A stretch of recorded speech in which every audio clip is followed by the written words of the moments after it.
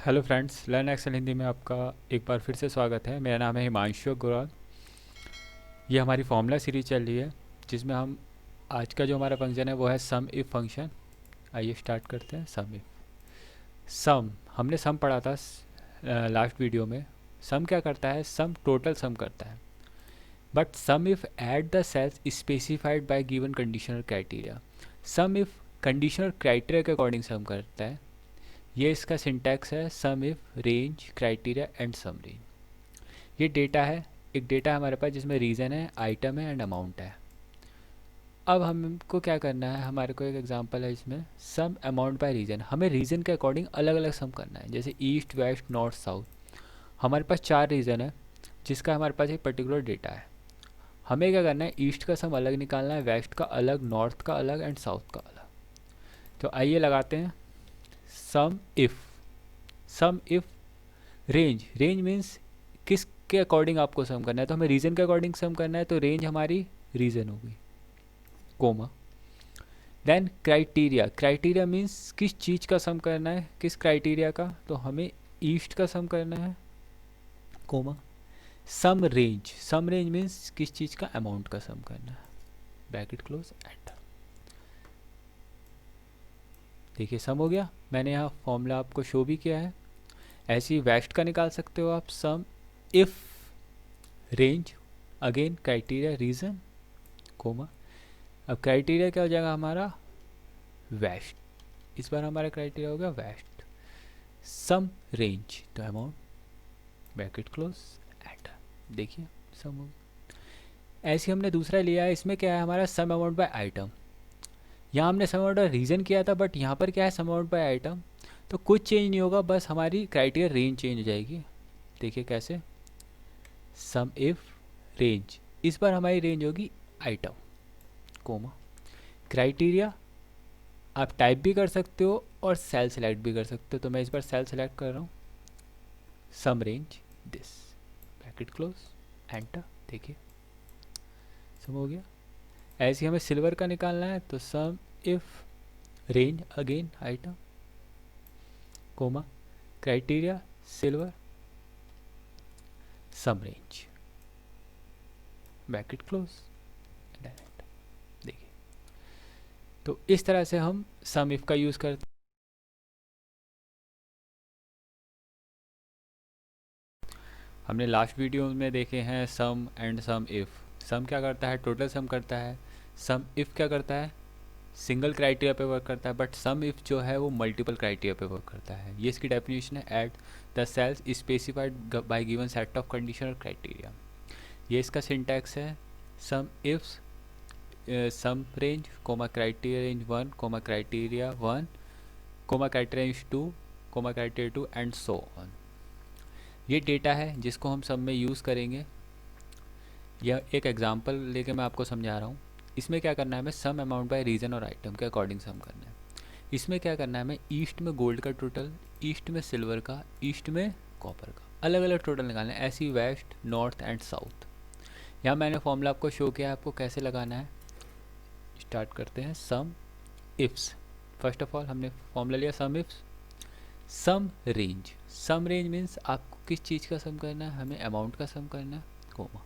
Then criteria range 1, तो हमने suppose select किया क्राइटेरिया रेंज 1 हमारी रीज़न है, तो इसका क्राइटेरिया क्या होगा हमारा, east, comma. Criteria range 2, criteria range 2 हमने सेलेक्ट किया हमारी है आइटम, कोमा। तो इसका क्राइटेरिया क्या हो गया हमारा, गोल्ड, एंड देन एंटर। देखिए सम हो गया। तो ईस्ट में गोल्ड का टोटल कितना है, 1400। इस तरह से सिल्वर का अगेन सम अमाउंट, सम रेंज हो गई हमारी।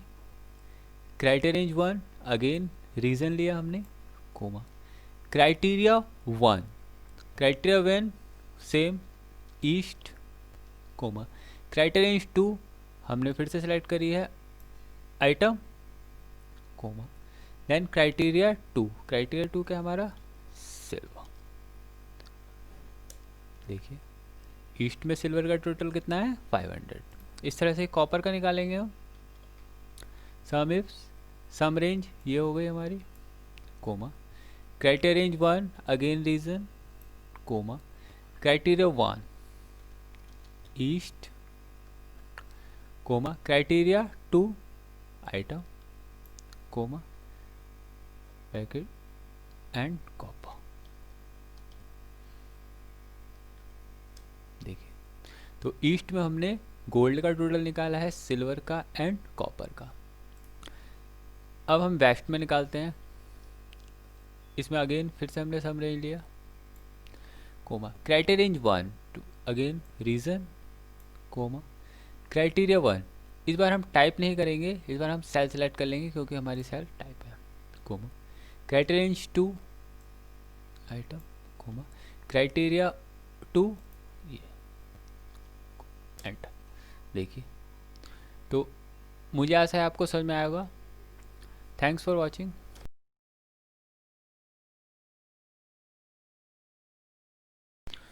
सम प्रोडक्ट, इसकी डेफिनेशन क्या है? Return the sum of the product of corresponding range और एरे। ये क्या करता है? एरे का प्रोडक्ट करके उसका सम करके हमें देता है। इसका जो सिंटैक्स होता है ये होता है is equal to sum product array 1 array 2। ये डेटा है जिसे हम सम प्रोडक्ट में यूज़ करेंगे। आइए लगाते हैं फंक्शन, कैसे तरह से लगाना है मैंने आपको शो किया है। Is equal to sum product array 1 A9 to A13, comma, array 2 B9 to B13, bracket close, enter. देखिए, रिजल्ट हमारे सामने है। अब ये काम कैसे करता है यहाँ मैंने आपको समझाया। Multiply each value of A9 range A9 to A13 to the corresponding value of B9 to B13 and then add all the value। देखिए, 10 into 60 plus 20 into 70 plus 30 into 80 plus 40 into 90 plus 50 into 100। इसमें एक note भी है, the size of all the array should be the same else it will give the error. जो size है array का वो same होना चाहिए। अगर ये ज़्यादा है और ये कम है तो ये आपको एरर शो करेगा।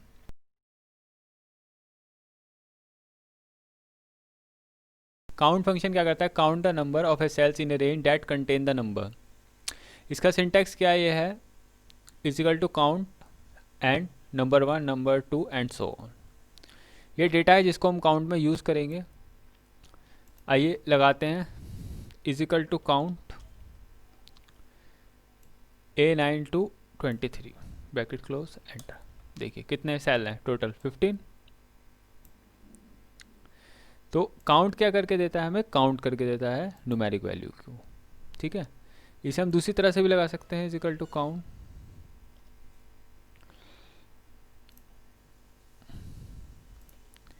A9 A10 A11 A12 A13, bracket close. देखिए, तो हम रेंज के थ्रू भी काउंट कर सकते हैं एंड पर्टिकुलर सेल्स के थ्रू। मुझे आशा है आपको समझ में आया होगा। Thank you.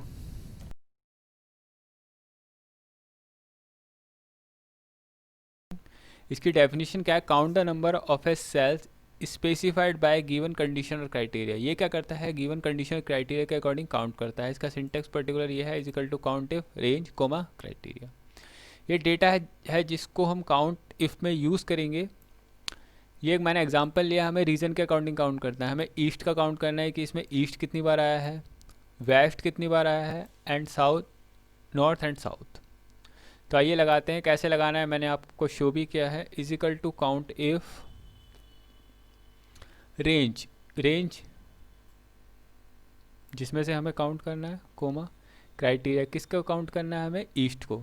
तो मैं यहाँ पर इन्वर्टेड डबल इन्वर्टेड कोमा में यहाँ पर एंटर। देखिए, ईस्ट कितनी बार आया? 4 बार, 1 2 3 एंड 4।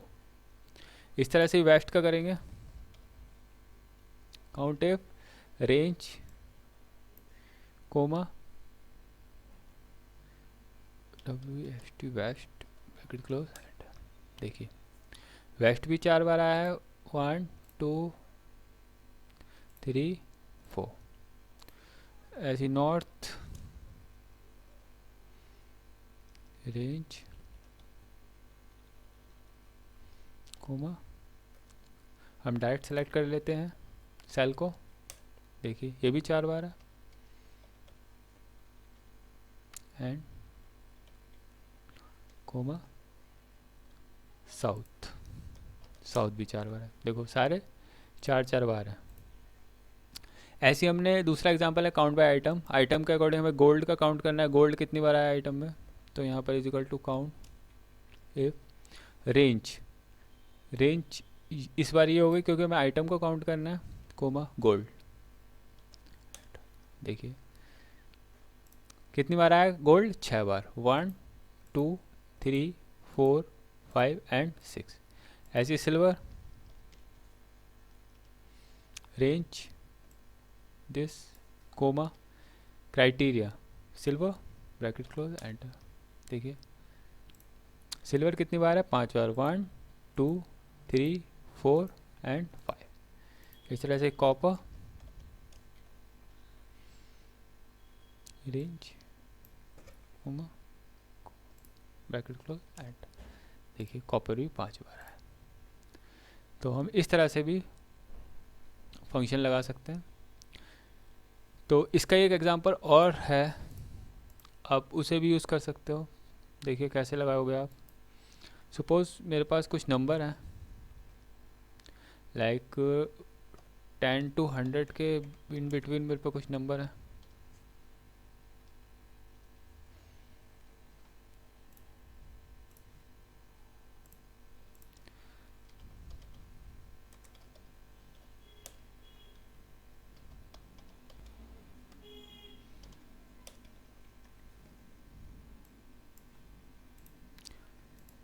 ये मेरे पास कुछ नंबर है,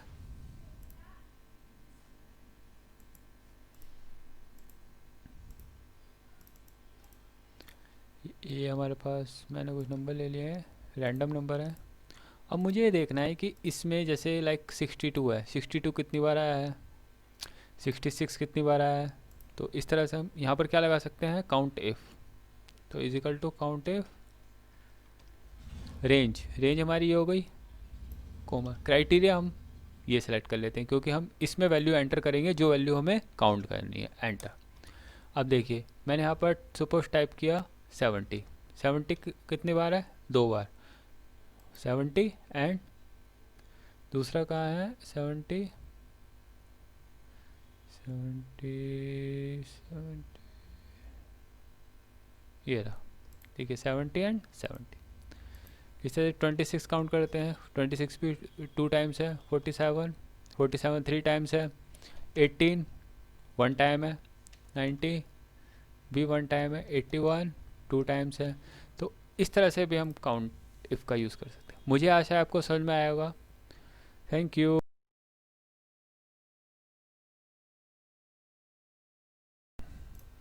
इसकी डेफिनेशन क्या है, डेफिनेशन है इसकी, count the number of a cells specified by given set of conditional criteria. Last video में हमने पढ़ा था काउंट इफ़, काउंट इफ़ क्या करता है, सिंगल क्राइटेरिया पे वर्क करता है। अब हम सिंगल किसी क्राइटेरिया में से सर्च करना है तो आप वो काउंट करना है तो आप काउंट कर सकते हो ईजिली। बट अगर आपके पास मल्टीपल कंडीशन के अकॉर्डिंग, क्राइटेरिया के अकॉर्डिंग आपको काउंट करना है तो आपको काउंट इफ्स का यूज़ करना पड़ेगा। इसका सिंटैक्स ये है, is equal to count ifs criteria range 1 comma criteria 1 comma criteria range 2 comma criteria 2 and so on. ये डेटा है जिसको हम काउंट इफ्स में यूज़ करने वाले हैं।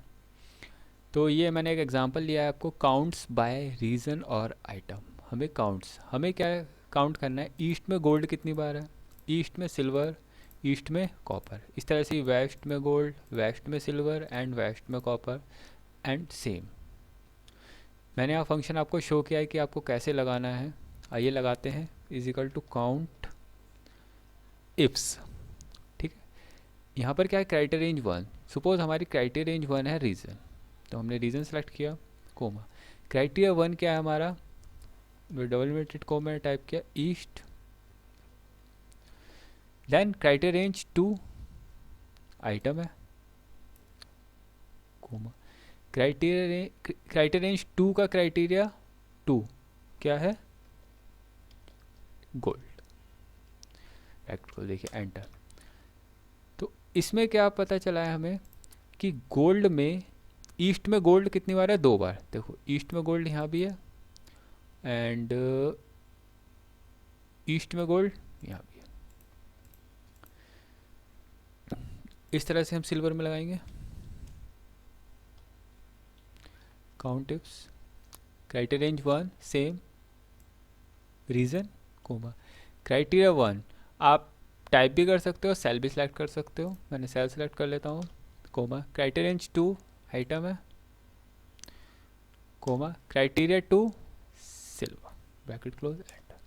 देखिए ईस्ट में सिल्वर ओनली 1 टाइम है, ईस्ट में सिल्वर, देखिए ईस्ट में सिल्वर ओनली 1 टाइम है। इस तरह से कॉपर का निकालेंगे हम। Count tips criteria range 1 region comma इसका criteria east comma criteria range 2 item comma इसका criteria copper bracket close and. देखिए कॉपर भी ईस्ट में 1 टाइम है। तो इस तरह से आप वेस्ट में लगाओगे, नॉर्थ में लगाओगे एंड साउथ में लगाओगे।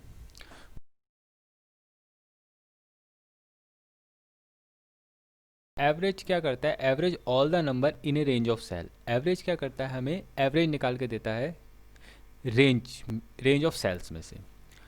ये इसका सिंटैक्स है, average number 1 and number 2 and so on. ये डेटा है जिसकी हम एवरेज निकालेंगे। आइए निकालते हैं। यहाँ मैंने आपको फॉर्मूला शो किया है किस तरह से आपको लगाना है। Is equal to average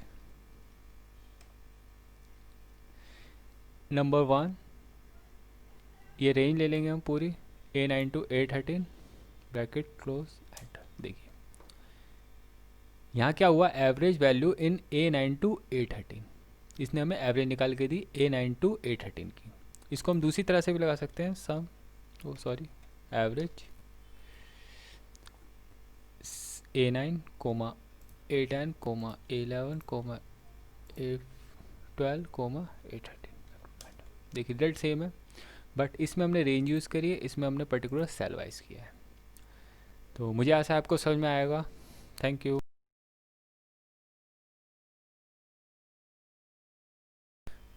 last video में हमने एवरेज पढ़ा था। एवरेज क्या करता है, टोटल एवरेज निकाल के देता है।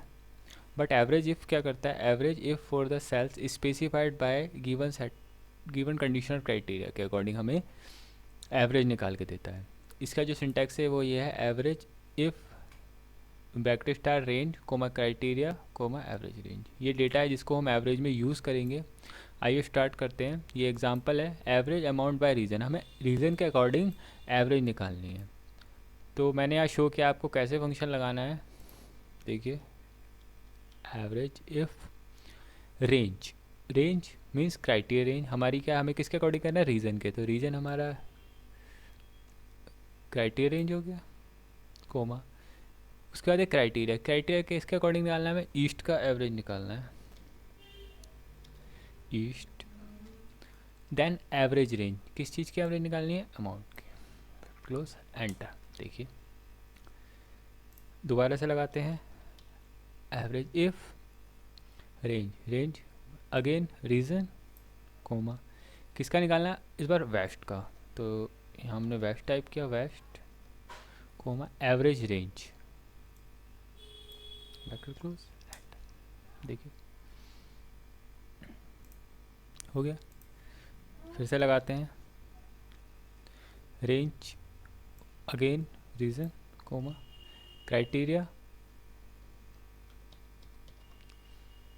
Coma average range bracket close and.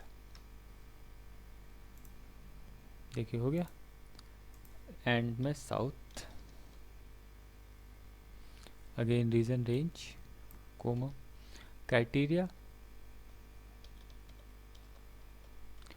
And average range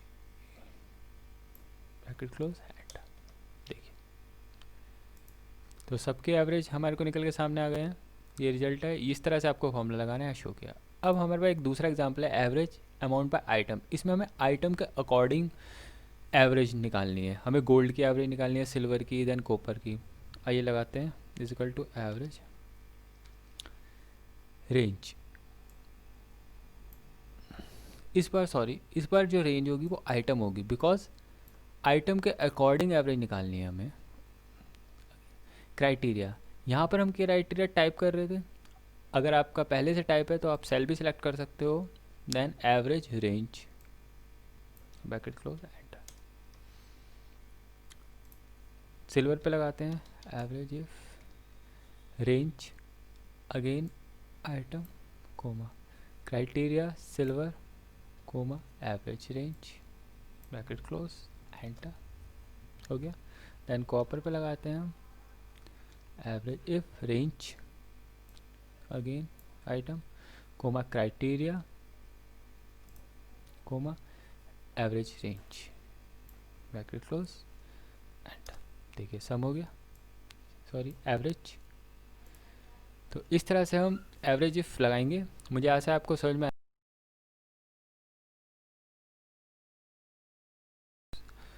हमने एवरेज पढ़ा, एवरेज इफ पढ़ा। एवरेज टोटल एवरेज निकाल के देता है, average if only single criteria के अकॉर्डिंग एवरेज निकाल के देता है, but average ifs set of condition और क्राइटेरिया के अकॉर्डिंग हमें एवरेज निकाल के देता है। Set of condition means multiple condition. Average if only one condition पे काम करता है, but average ifs multiple condition पे क्राइटेरिया पे वर्क करता है। इसका सिंटैक्स ये है, average ifs average range comma criteria range 1 comma criteria 1 comma criteria range 2 comma criteria 2 and so on. ये डेटा है जिसको हम एवरेज इफ्स में यूज़ करेंगे। ये एग्जांपल है, इसमें क्या करना है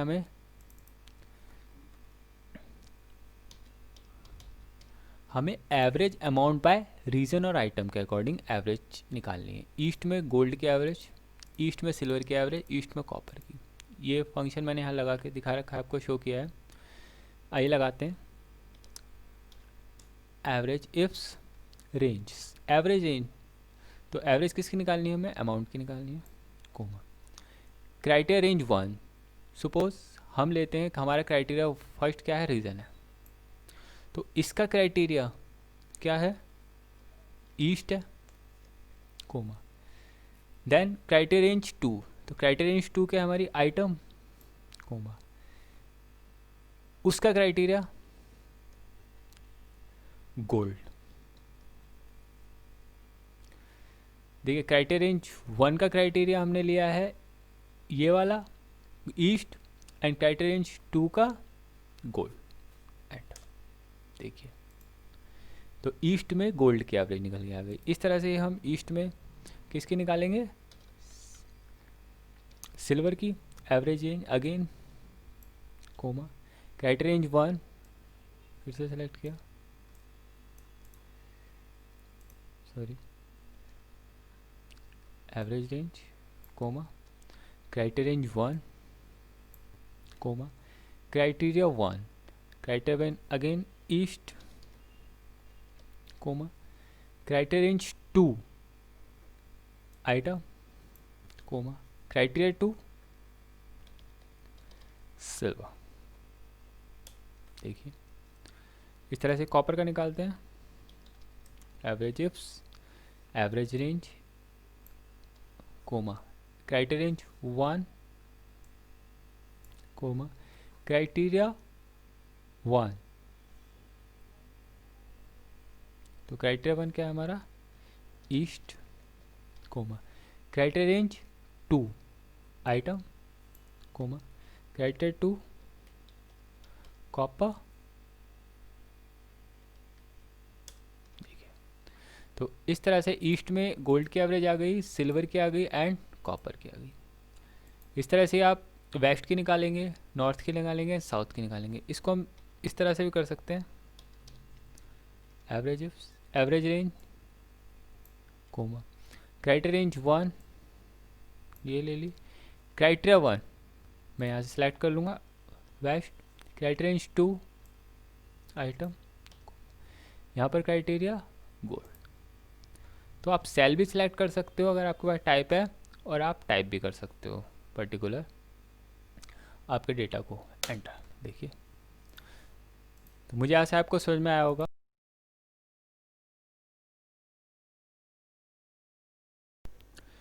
इफ फंक्शन बेसिकली क्या है, लॉजिकल फंक्शन है। इसकी डेफिनेशन क्या है, check whether a condition is true it will return true else false. अगर आपकी कंडीशन ट्रू है तो ये ट्रू रिजल्ट देगा, अदरवाइज ये फॉल्स रिजल्ट देगा। इसका सिंटैक्स क्या होता है, इफ लॉजिकल टैक्स value if true comma value if false. ये डेटा है जिसको हम यूज़ करेंगे इफ़ में। इसमें क्या हमारे पास नेम है एंड मार्क्स है, गिवन है। हमें रिमार्क निकालना है। कंडीशन यहाँ पर आपको मैंने दे रखी है। कंडीशन क्या है, कंडीशन है मार्क्स अगर ग्रेटर देन इक्वल टू 50 है तो पास है, और अगर लेस देन 50 है तो फेल है। तो लगाएंगे कैसे, फॉर्मूला मैंने आपको शो किया है, is equal to if logical condition क्या है, marks greater than equal to 50, तो मार्क्स की सेल नंबर क्या है B10, greater than equal to 50 है कोमा। अगर हमें टेक्स्ट प्रिंट करना है तो यहाँ पर आपको डबल इन्वर्टेड कोमा में टेक्स्ट को टाइप करना पड़ेगा, कोमा वैल्यू इफ फॉल्स हो गई, ट्रू हो गई, comma value if false. False की कंडीशन में क्या होगा, डबल इन्वर्टेड कोमा में फेल, ब्रैकेट क्लोज, एंटर। देखिए 79 मीन्स 79 50 से अबव होता है तो पास दिया इसने। इनर वर्क कैसे किया, since the condition is true it will return true means pass as false. तो अब दोबारा से हम लगाते हैं इसको, अगेन आपको एक बार और लगा के दिखाता हूँ मैं। इफ लॉजिकल टेक्स्ट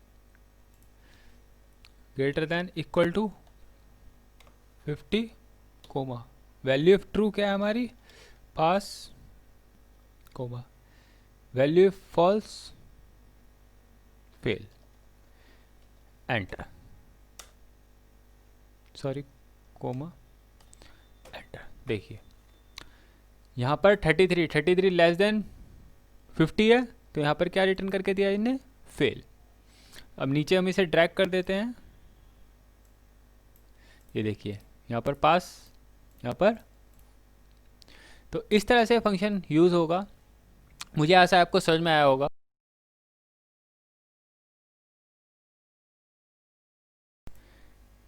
इससे लास्ट वीडियो में मैंने आपको पढ़ाया था इफ़ फंक्शन। इफ़ फंक्शन क्या था, नॉर्मल इफ़।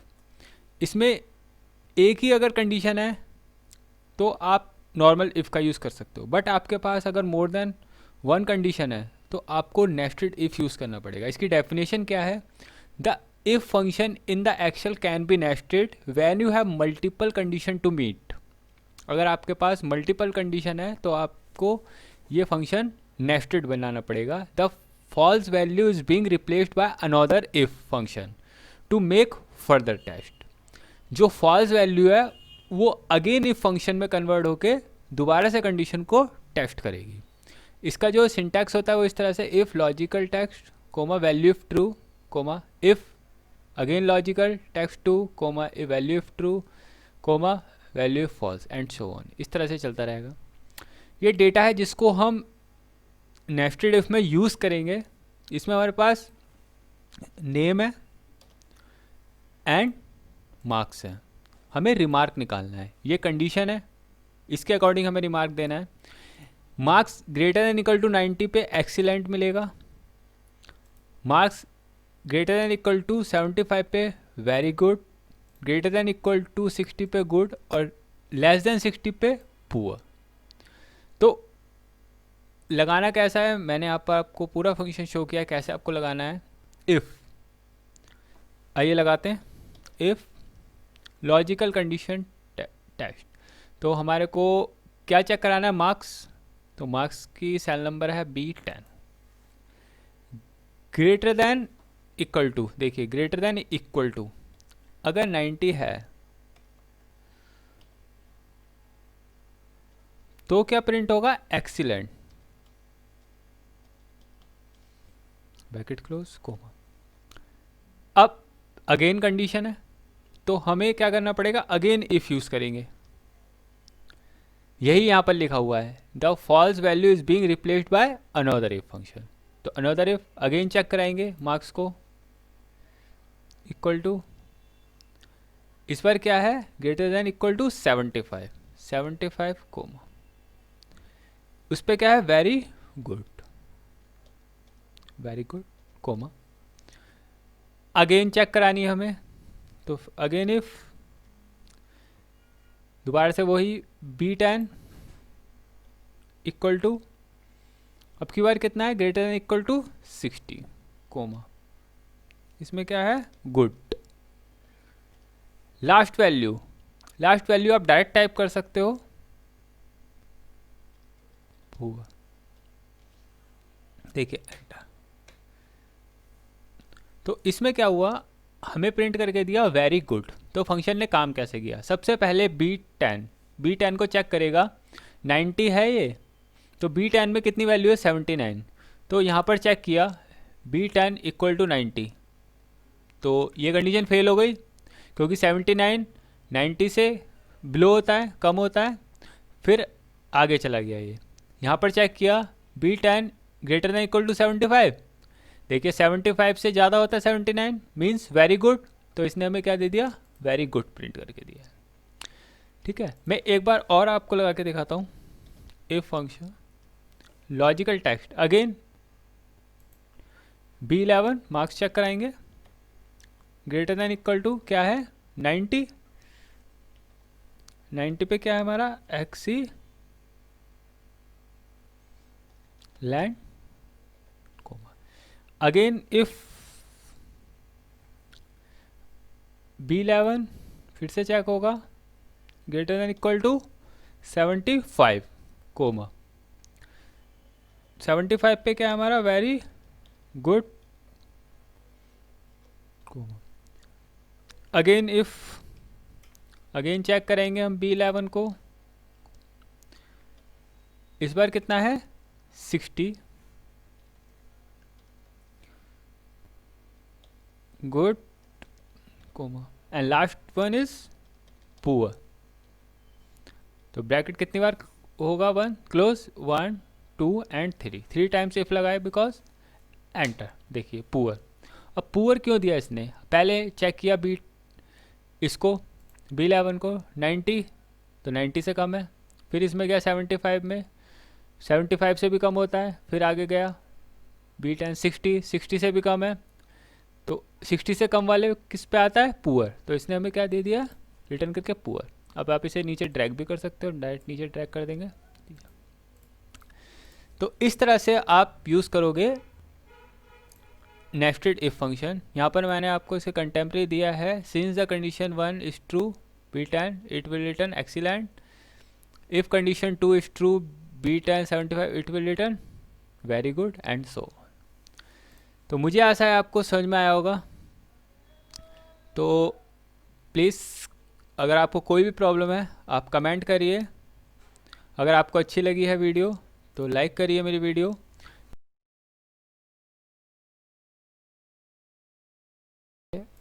एंड फंक्शन क्या करता है, एंड फंक्शन बेसिकली एक लॉजिकल फंक्शन है। इसकी डेफिनेशन क्या है, check whether all arguments are true it will return true else false. अगर सारे आर्गूमेंट ट्रू है तो ये ट्रू रिजल्ट देगा, अदरवाइज ये फॉल्स रिजल्ट देगा। किस तरह से, ट्रू पे ट्रू देता है, अगर ट्रू और दूसरी कंडीशन फॉल्स है तो फॉल्स देगा, अगर पहली कंडीशन फॉल्स है दूसरी ट्रू है तब भी फॉल्स देगा, फॉल्स पे तो फॉल्स देगा। मीन्स ट्रू अगर सारी कंडीशन ट्रू है तो ही ये ट्रू देगा, अदरवाइज ये फॉल्स ही देगा। तो इसमें मैंने एक डेटा एक एग्जांपल लिया है। इसमें क्या है, हमें पासपोर्ट का स्टेटस निकालना है। पासपोर्ट का स्टेटस में ये है, अगर आपके पास तीनों आईडी हैं, वोटर आईडी, आधार, ड्राइविंग लाइसेंस, तो आपका पासपोर्ट स्टेटस ट्रू हो जाएगा। अगर आपके पास इसमें से कोई भी आईडी नहीं है तो पासपोर्ट स्टेटस क्या होगा, फॉल्स। आइए इसे लगाते कैसे हैं, is equal to and function. And पहली लॉजिकल क्या है, पहली लॉजिकल हमारी यह है ए, पहले वोटर आईडी चेक कराना है, तो वोटर आईडी किस पे, A10 पे, इज इक्वल टू, अगर ये यस है तो हमने चेक कराया यस। लॉजिकल 2, तो लॉजिकल 2 में क्या है हमारे पास, आधार किस पे है, B10 पे, इजिकल टू, इसे भी चेक करा लिया यस। लॉजिकल 3 क्या है हमारे पास, ड्राइविंग लाइसेंस C10 पे, is equal to yes, bracket close, enter. देखिए तीनों यस हैं तो इसने हमें क्या दिया रिजल्ट, ट्रू। तो ट्रू पे ट्रू देगा। अगर मैं इसमें से कोई भी नो कर देता हूँ, सपोज मैंने कहा मेरे पास आधार नहीं है, तो देखिए एक कंडीशन नो होने पर भी ये फॉल्स दे देगा। तो इससे क्या है, since all true it will return true else false. इसका मैंने एक एग्जांपल और लिया है। इसमें क्या हमारे पास कुछ आइटम है, ऑफ़र है, ऑर्डर वैल्यू है एंड रिमार्क। मेरे पास कुछ आइटम है स्पेशल ऑफ़र में है, कुछ स्पेशल ऑफ़र में कुछ नहीं है, ये ऑर्डर वैल्यू है। इस पर कंडीशन क्या है, स्पेशल ऑफ़र, अगर आपकी आइटम स्पेशल ऑफ़र में है और उसकी ऑर्डर वैल्यू है जो वो ग्रेटर देन इक्वल टू 1000 है, मीन्स 1000 या उससे ज़्यादा, तो इसमें क्या हमारे पास एक रिमार्क दे रखा है हमें। रिमार्क क्या है, if both condition are true discount will be 10% on order value. इसका मतलब अगर सेल्स ऑफर में भी है प्रोडक्ट और उसकी order value greater than equal to 1000 है, तो हमें कितना डिस्काउंट मिलेगा, 10%। तो आइए लगाते कैसे हैं। अब इसमें हमें डिस्काउंट कैलकुलेट करना है, तो इसमें हमें क्या करना पड़ेगा, एंड के साथ इफ़ का यूज़ भी करना पड़ेगा। तो आइए कैसे लगाएंगे। सबसे पहले if is equal to if function, because and अगर डायरेक्ट लगाएंगे तो एंड फंक्शन हमें ओनली ट्रू और फॉल्स रिजल्ट देगा। पहले एंड से ही लगाते हैं, चलिए एंड दिखाता हूँ मैं। एंड क्या करेगा, लॉजिकल वन, पहले लॉजिकल वन चेक कराएगा, यस ऑर्डर वैल्यू में है प्रोडक्ट, कोमा। दूसरी कंडीशन क्या है, order value greater than equal to 60, तो ऑर्डर वैल्यू यहाँ पर है हमारी C21 पे greater than equal to 1000, bracket close. तो ये ओनली ट्रू और फॉल्स रिजल्ट चेक कराता है एंड फंक्शन। अगर हमें कोई कैलकुलेशन करनी है तो हमें इसके साथ क्या यूज़ करना पड़ेगा, इफ़ फंक्शन।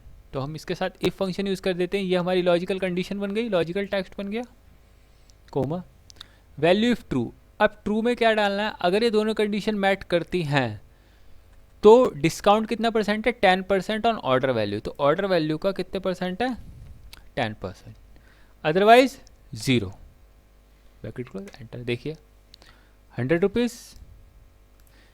रुपीज़ आया है क्योंकि स्पेशल ऑफर में ये प्रोडक्ट, और ऑर्डर वैल्यू कितनी है इसकी, 1000। ठीक है। अगर अब मैं दोबारा से लगाता हूँ, again if and logical one, again logical one हमें चेक करानी है, यस कोमा ऑर्डर वैल्यू कितने है, C22 पे greater than equal to 1000, comma अगर ये दोनों ट्रू होती हैं तो कितना परसेंट है, 10% ऑर्डर वैल्यू। तो ऑर्डर वैल्यू का कितने परसेंट, 10%, अदरवाइज 0।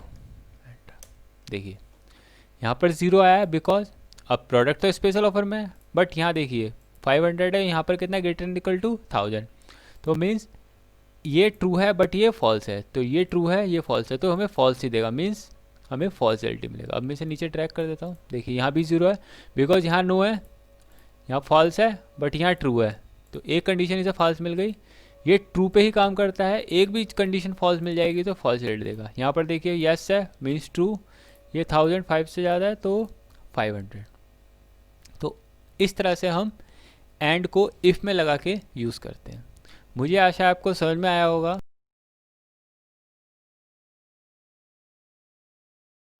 और क्या करता है, डेफिनेशन क्या है, check whether one argument are true it will return true else false.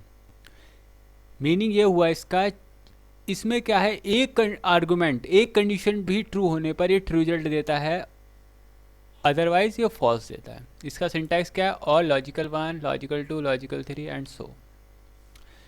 Like true पे ट्रू देगा, अगर कंडीशन ट्रू है दूसरी फॉल्स है तब भी ट्रू देगा, एक कंडीशन फॉल्स है दूसरी ट्रू है तब भी ट्रू देगा, फॉल्स पे ही फॉल्स देगा। ये मीन्स ये हुआ कोई भी एक कंडीशन ट्रू होने पर ये ट्रू रिजल्ट ही देगा। इसके लिए मैंने एक एग्जांपल लिया है, इसमें क्या हमारा वोटर आईडी है, आधार है एंड ड्राइविंग लाइसेंस है, ये हमारा पासपोर्ट स्टेटस है। इसमें एग्जांपल ये है कि इसमें कोई भी एक आईडी ट्रू होने पर ये हमें स्टेटस ट्रू देगा। आइए लगाते हैं, इजिकल टू और लॉजिकल वन क्या है हमारा, वोटर आईडी कार्ड। तो वोटर आईडी किस पे है, A10 पे, इजिकल टू चेक कराएंगे इसको, डबल इन्वर्टेड कोमा में, yes comma. Second is logical two. Logical two क्या है हमारा आधार कार्ड, ये किस पे है, B10 पे, equal to yes comma. Third क्या है हमारा ड्राइविंग लाइसेंस, ये क्या है C10, इसे चेक कराएंगे, ब्रैकेट क्लोज एंटर। देखिए ट्रू, एक आईडी पे भी इसने क्या दिया हमें, रिजल्ट ट्रू दिया है। अगर मैं इसको नो कर देता हूं तो देखिए एंटर, सारी आईडी नो है, मीन्स फॉल्स फॉल्स, तो ही ये फॉल्स देगा। कोई भी वन आईडी ट्रू होने पर ये हमें ट्रू रिजल्ट ही देगा। उसमें लिखा भी है note if one ID is available it return true else false. आइए दूसरा एग्जांपल देखते हैं इसका।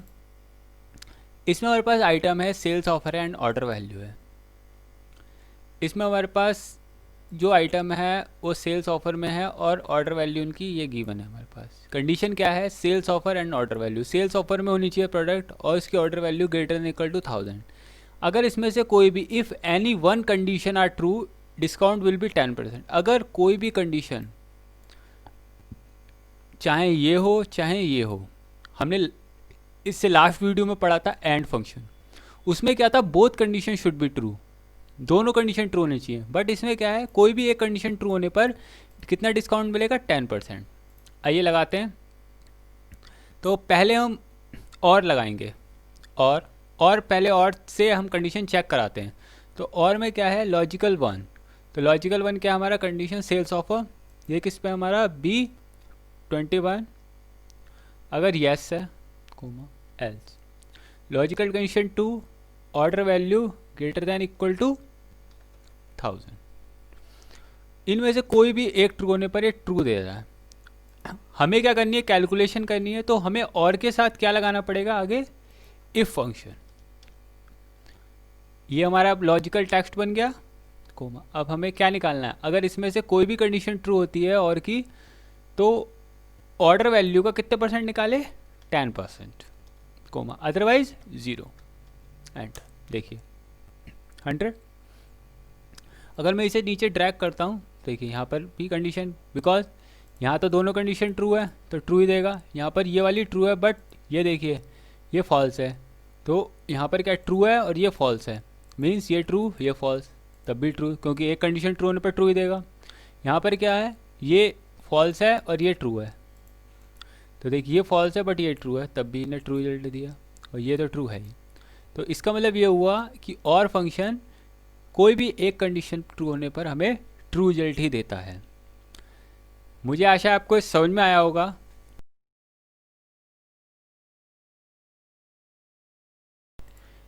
VLOOKUP फंक्शन, इसकी डेफिनेशन क्या है, VLOOKUP means vertical lookup, it lookup the value from left most column of a table and then you return a value in a same row from a column you specified. Means ये हुआ, VLOOKUP क्या है, एक vertical lookup है जो vertical table से value को search करता है लेफ्ट मोस्ट कॉलम के अकॉर्डिंग। जो हमारा लेफ्ट मोस्ट कॉलम है, सपोज ये हमारी वर्टिकल टेबल है तो इसका लेफ्ट मोस्ट कॉलम ये हो गया, इसके अकॉर्डिंग वैल्यू को सर्च करता है। ये जो लेफ्ट मोस्ट कॉलम है ये यूनिक होना चाहिए, ठीक है।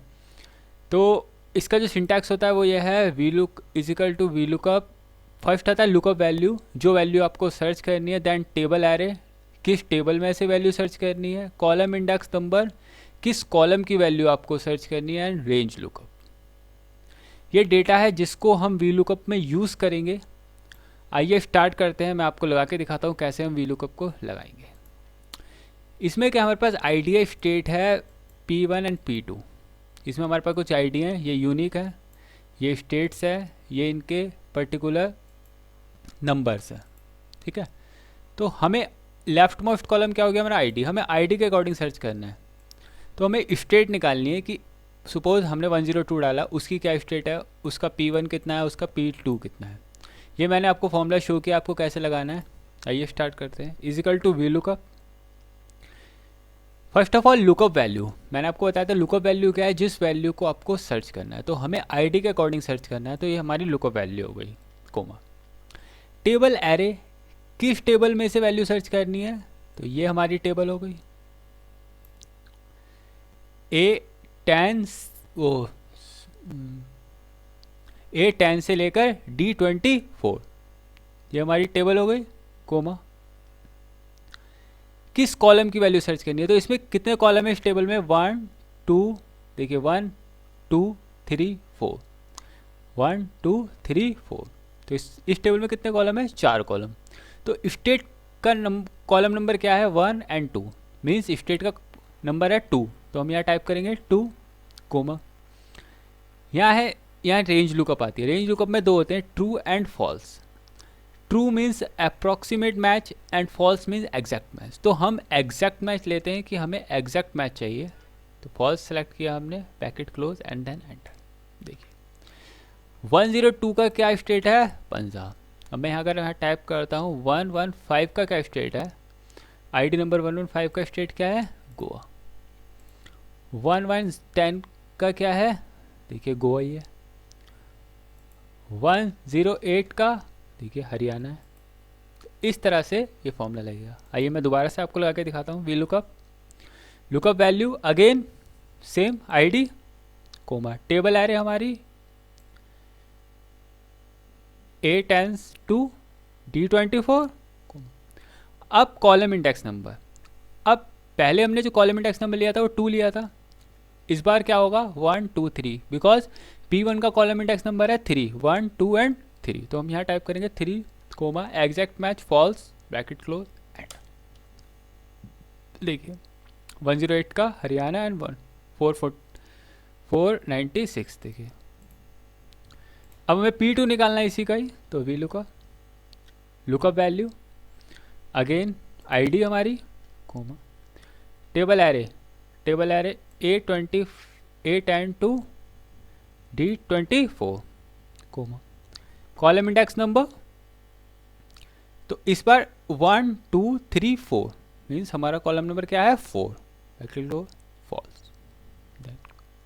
देखिए तो हमने स्टेट भी निकाल ली P1 एंड P2।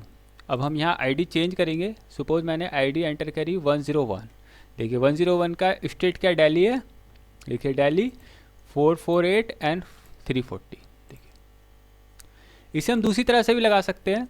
यहाँ मैंने 1 by 1 लगाया है, इसे आप एक साथ भी लगा सकते हो। कैसे लगाओगे, सबसे पहले आपको जितने एरिया में फॉर्मूला लगाना है, तो हमें क्या क्या निकालना है, स्टेट निकालनी है P1 एंड P2, उसको आप सिलेक्ट करिए, then is equal to V lookup value, तो आईडी हो गई हमारी lookup value comma, table array same, हमारी पूरी टेबल हो गई। अब यहाँ पूछ रहा है column index number. Column index number हमने ऊपर वाले एग्जांपल में 1 by 1 दिए थे, 2 3 एंड 4। अब यहाँ पर हमें क्या करेंगे, कर्ली ब्रैकेट में एक साथ टाइप कर देंगे 2 comma 3 comma 4, curly bracket close, then comma false. अब सिंपल एंटर नहीं करना आपको प्रेस करना है। अगर आप इस तरह से यूज़ करते हो कर्ली ब्रैकेट में एक साथ, तो आपको कंट्रोल शिफ्ट एंटर प्रेस करना पड़ेगा। ये नोट कर लीजिए आप, कंट्रोल शिफ्ट एंड एंटर। देखिए कंट्रोल शिफ्ट एंटर मैं प्रेस करूँगा तो एक साथ ये फॉर्मूला लग जाएगा। देखिए यहाँ हमने 1 by 1 लगाया था, यहाँ एक साथ लग गया। तो आइए अब इसको चेंज करके देखते हैं। 104 पे देखिए तमिलनाडु है, 275 एंड इसे हम और भी दूसरी तरह से लगा सकते हैं, कॉलम्स फंक्शन के अकॉर्डिंग। आइए लगाते हैं। इसमें मैंने सेल रेफरेंसिंग का यूज़ किया लॉकिंग सिस्टम के through, is equal to lookup value हमारी आईडी हो गई। इसको हम लॉक कर देंगे, ये टॉपिक मैं आपको बाद में पढ़ाऊँगा। लॉक करना कोमा सेल फ्रीज करना, उसके बाद टेबल एरे, ये टेबल हो गई, इसको हम फ्रीज कर देंगे। कॉलम इंडेक्स नंबर के लिए हम क्या करते हैं, एक फंक्शन यूज़ करेंगे कॉलम्स फंक्शन। ये क्या देता है हमें, कॉलम का रेफरेंस प्रोवाइड करता है कॉलम्स फंक्शन। कहाँ से हम फंक्शन लगा रहे हैं, हम फंक्शन लगा रहे हैं G16 पे। तो मैंने यहाँ पर टाइप किया G16, इसको हम लॉक कर देंगे। G16 टू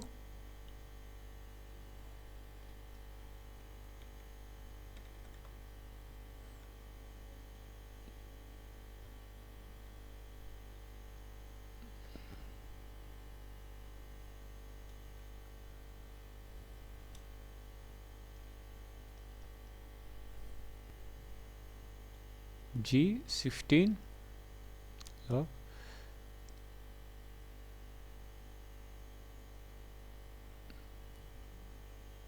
G16 से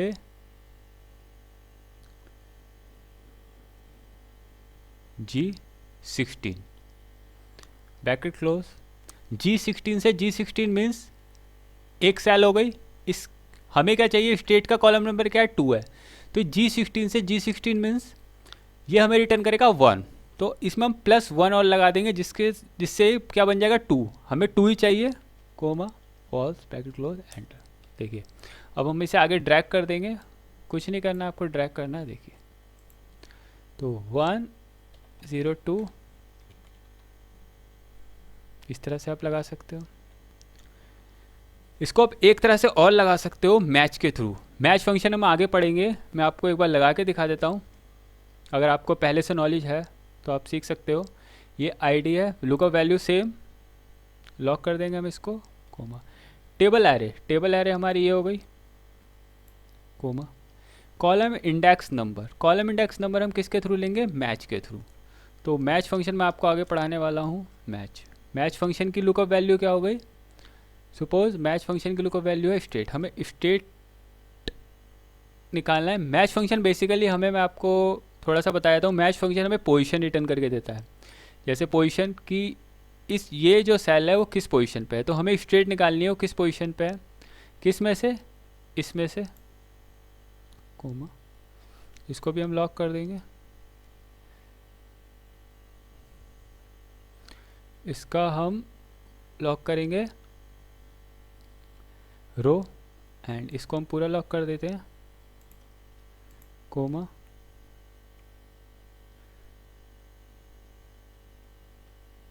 exact match bracket close and ये मैच फंक्शन क्लोज करा, ये हमने। देखिए अब इसको हम ट्रैक कर देंगे।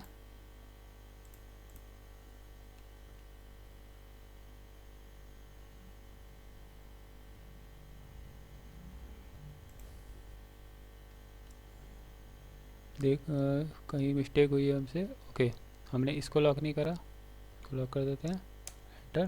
देखिए देखो अब इसको हम चेंज कर दें। तो इस तरह से हम वी लुकअप को डिफरेंट टाइप से यूज़ कर सकते हैं। इसके मैं आपको और भी एग्जांपल दूंगा। मुझे आशा है आपको समझ में आया होगा।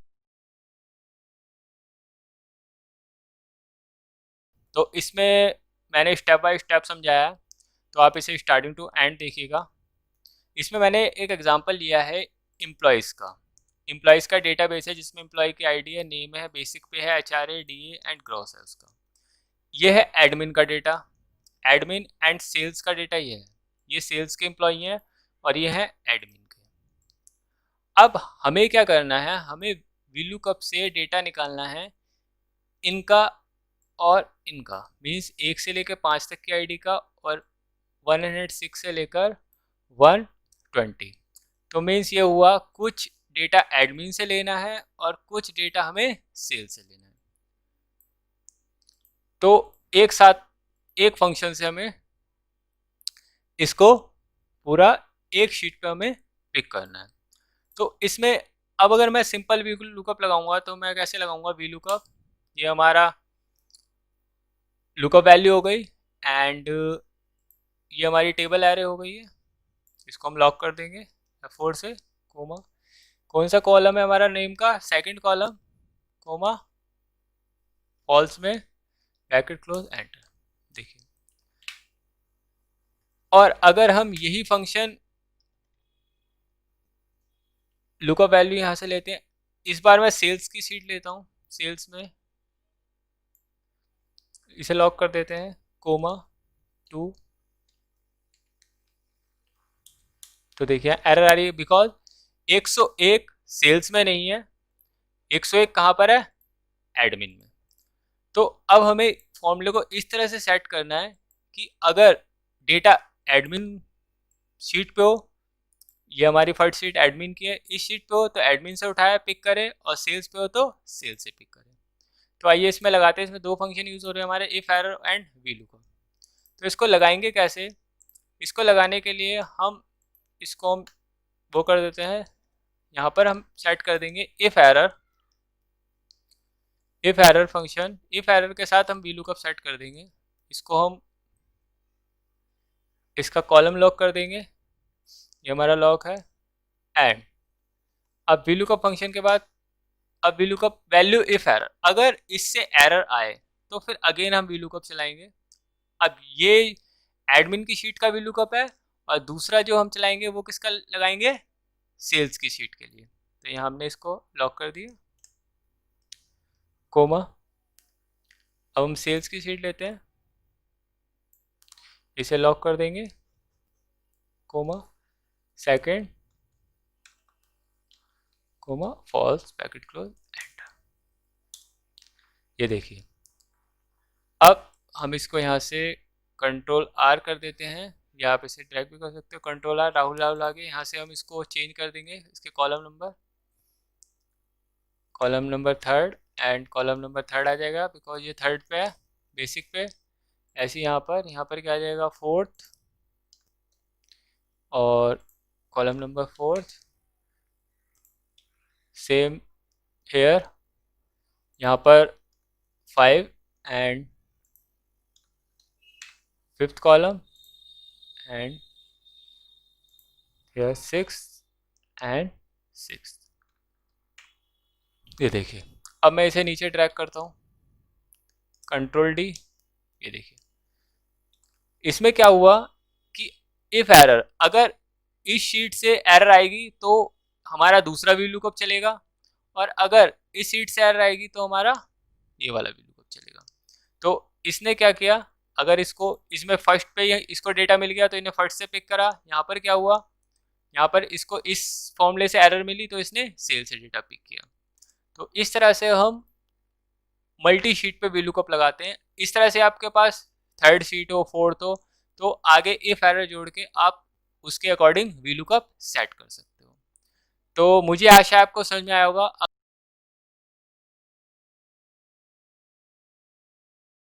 एच लुकअप क्या होता है? H lookup means horizontal lookup. It lookup the value from top most row of a table and then return a number, return a value in a same column from a row you specified.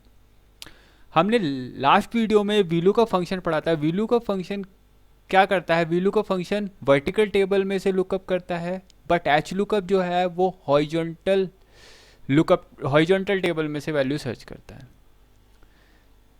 इसका जो syntax होता है वो ये होता है, H lookup value comma table array comma column index number comma range lookup. ये एक एग्जांपल लिया है मैंने, ये डेटा है जिसको हम एच लुकअप में यूज़ करेंगे. ये मैंने एक हॉरिजॉन्टल टेबल बनाई है जिसमें आईडी है, हमारी स्टेट है, P1 P2, P1 में कुछ वैल्यूज़ हैं एंड P2 में कुछ वैल्यूज़ हैं. हमें आईडी जो है हमारा टॉप मोस्ट रो है, टॉप मोस्ट रो के अकॉर्डिंग हम वैल्यू को सर्च करना है. टॉप मोस्ट वैल्यू ये क्या होना चाहिए? यूनिक होना चाहिए. यूनिक रिकॉर्ड के अकॉर्डिंग हम सर्च करेंगे. ये हमारी क्या हो गई? Lookup value. आइए लगाते हैं. कैसे लगाएंगे? हमें स्टेट सर्च करनी है, तो लगाने के लिए हम लगाएंगे H lookup is equal to H lookup value. Lookup value means जो वैल्यू आप सर्च करोगे, मीन्स हम आईडी के अकॉर्डिंग सर्च करेंगे. तो हमने सेलेक्ट कर लिया आईडी कोमा टेबल एरे. किस टेबल में से वैल्यू सर्च करना है? तो हमें इस टेबल में वैल्यू सर्च करनी है, coma. Row index number means किस रो की वैल्यू चाहिए. एच वी लुकअप में क्या था, हम कॉलम इंडेक्स वैल्यू डालते हैं, बट एच लुकअप में हम रो इंडेक्स वैल्यू एंटर करते हैं. तो रो इंडेक्स नंबर मीन्स कितने रो हैं इसमें? 1 2 3 4, 4 रो हैं. स्टेट का कौन सा है? क्योंकि हम स्टेट फाइंड करना है, स्टेट का रो नंबर है 1 एंड 2. तो हम यहाँ टाइप करेंगे 2 comma exact match false bracket close enter. देखिए 105 का क्या है? गोवा. हम यहाँ टाइप करेंगे 103. देखिए हरियाणा. 101 दिल्ली. 102 पंजाब. आइए एक बार और लगा के दिखाता हूँ मैं आपको. Is equal to H lookup value same ID comma table array हमारा यहाँ से सेलेक्ट हो जाएगा B9 से F12 coma row index number. तो इसमें रो इंडेक्स नंबर क्या हो जाएगा? 1 2 एंड 3. P1 क्या है? तीसरे नंबर का रो है. तो यहाँ पर टाइप करेंगे अब 3 comma exact match bracket close and देखिए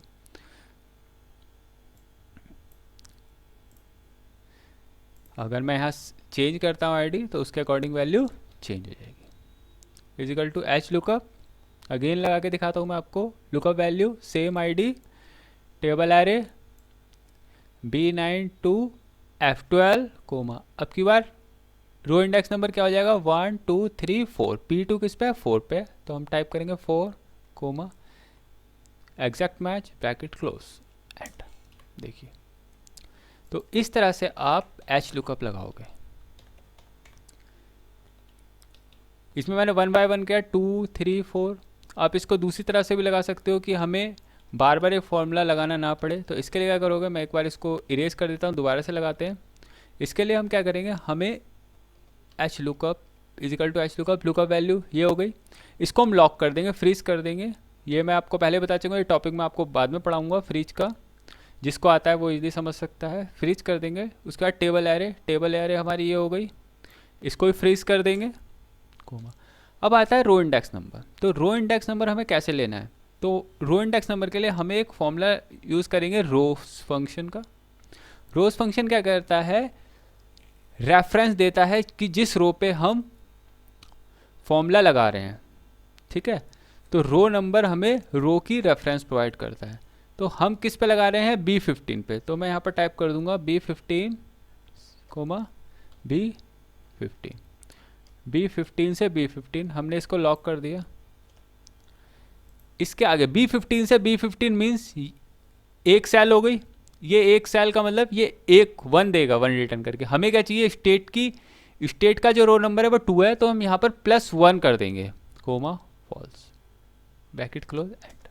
देखिए इसमें क्या करा है, 15 रोज, B15 से B15 मीन्स एक रो में एक ऐड कर देगा। अब जब हम इसे नीचे ड्रैग करेंगे तो ये देखिए ऑटोमेटिकली चेंज हो जाएगा। अब देखिए यहाँ पर हमने B15 लगाया था, अब यहाँ पर क्या हो गया B15 से B16, क्योंकि ये तो फ्रीज है बट ये मैंने ओपन किया है। तो B15 से B16 2 और 2 + 1 3, हमें 3 ही चाहिए। तो देखिए इस तरह से आप लगा सकते हो। मुझे आशा है आपको समझ में आया होगा। अगर आपको अच्छा लगा हो तो प्लीज़ कमेंट करिए और please subscribe my channel. Thank you.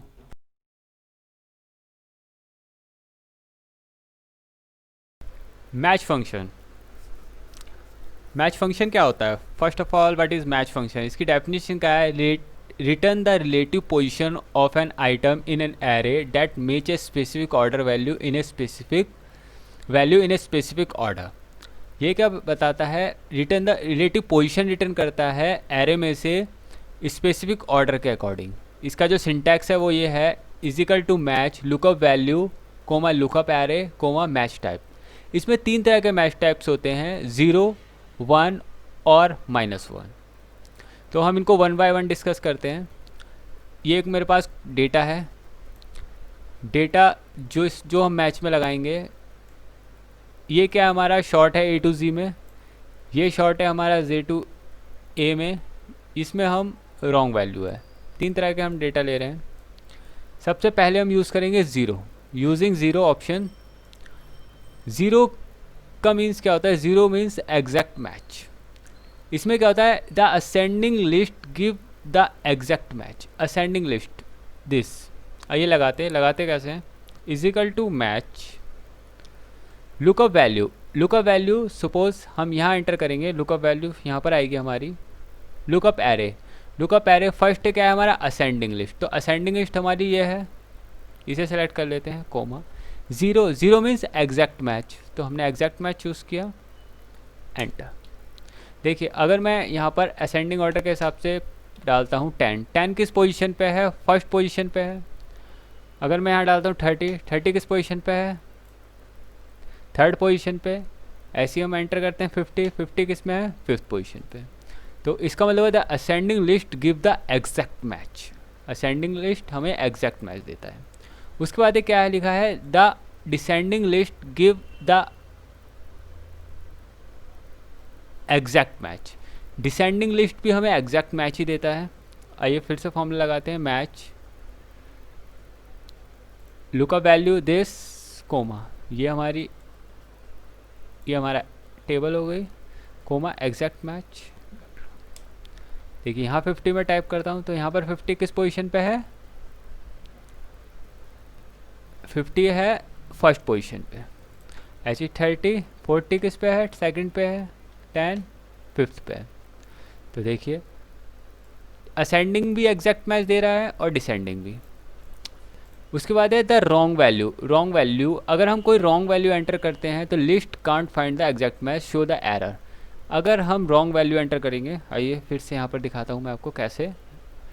Match lookup value again this lookup array, ये हमारा एरे हो गया, comma exact match. Wrong value means जो इस टेबल में नहीं है। तो सपोज हम एंटर करते हैं 15, देखिए 15 नहीं है तो ये क्या दे रहा है हमें, एरर। वही चीज़ में दिए the wrong value list find the exact match, show the error. 40 देखो 40 दे देगा, बट मैं अगर 41 डालता हूँ तो एरर देगा। तो इसका मतलब ये हुआ कि असेंडिंग ज़ीरो का मीन्स क्या होता है, ज़ीरो में क्या होता है, असेंडिंग लिस्ट एग्जैक्ट मैच देता है, डिसेंडिंग लिस्ट भी एग्जैक्ट मैच देता है, बट रॉन्ग वैल्यू अगर कोई एंटर करेंगे तो वो हमें एरर देगा। आइए एग्जाम्पल 2 देखते हैं हम। एग्जाम्पल 2 में भी हम सेम एग्जाम्पल लिया है। इसमें क्या एग्जाम्पल 2 में हम यूज़ करेंगे 1 using the 1 option suitable for ascending list to find an exact और नेक्स्ट लोएस्ट मैच। ये क्या है, सुटेबल है एग्जैक्ट मैच के लिए और नेक्स्ट लोएस्ट मैच के लिए। इसमें क्या है, the ascending list give the exact match. Ascending list जो है हमें एग्जैक्ट मैच देगा। आइए लगाते हैं match lookup value this table array this comma exact match, sorry use करेंगे 1 ब्रैकेट क्लोज एंड यहाँ पर 20 टाइप किया। देखिए 20 किस पोजीशन पे है, सेकंड, ठीक है। 10 फर्स्ट पोजीशन पे है, 40 फोर्थ पोजीशन पे। तो इसका मतलब ये ascending list give the exact match. Ascending list हमें एग्जैक्ट मैच रिटर्न कर रहा है। The descending list give the error. Descending list क्या देगा, हमें एरर देगा। Match lookup value this comma lookup array this comma 1। अगर मैं 20 देखिए डिसेंडिंग ऑर्डर हमें क्या देगा, एरर। देखिए the wrong value list give the next lowest match. अगर मैं कोई रॉन्ग वैल्यू एंटर करता हूँ तो नेक्स्ट लोएस्ट नंबर हमें रिटर्न करके देगा। तो आइए लगाते हैं match lookup value this table array this comma less 1 bracket and enter. देखिए अगर मैं यहाँ पर रिटर्न करता हूँ 12 रॉन्ग वैल्यू, तो 12 का लोएस्ट कौन सा है, 10। तो इसने हमें कौन सी पोजीशन रिटर्न करके दी, 1। अगर मैं यहाँ करते हैं 24, देखिए 24 से लोएस्ट कौन सा है, 20 किस पोजीशन पे है, सेकंड। तो इसने हमें क्या रिटर्न करके दिया, 20। अगर मैं यहाँ एंटर करता हूँ 28, तो 28 में भी लोएस्ट क्या है, 20, तो हमें देगा है। अगर मैं यहाँ रिटर्न करके देता हूँ 31, तो 31 लोएस्ट क्या है, 30, तो हमें इसने क्या दिया, थर्ड पोजीशन। तो ये है हमारा एग्जाम्पल 2। आइए एग्जाम्पल 3 देखते हैं। इसमें हम क्या यूज़ करेंगे, -1 using the -1 option suitable for descending list to find exact match और नेक्स्ट हायर मैच। ये किस लिए सुटेबल है, एग्जैक्ट मैच को फाइंड करने और नेक्स्ट हाईएस्ट। इसमें क्या है, the ascending list give the error.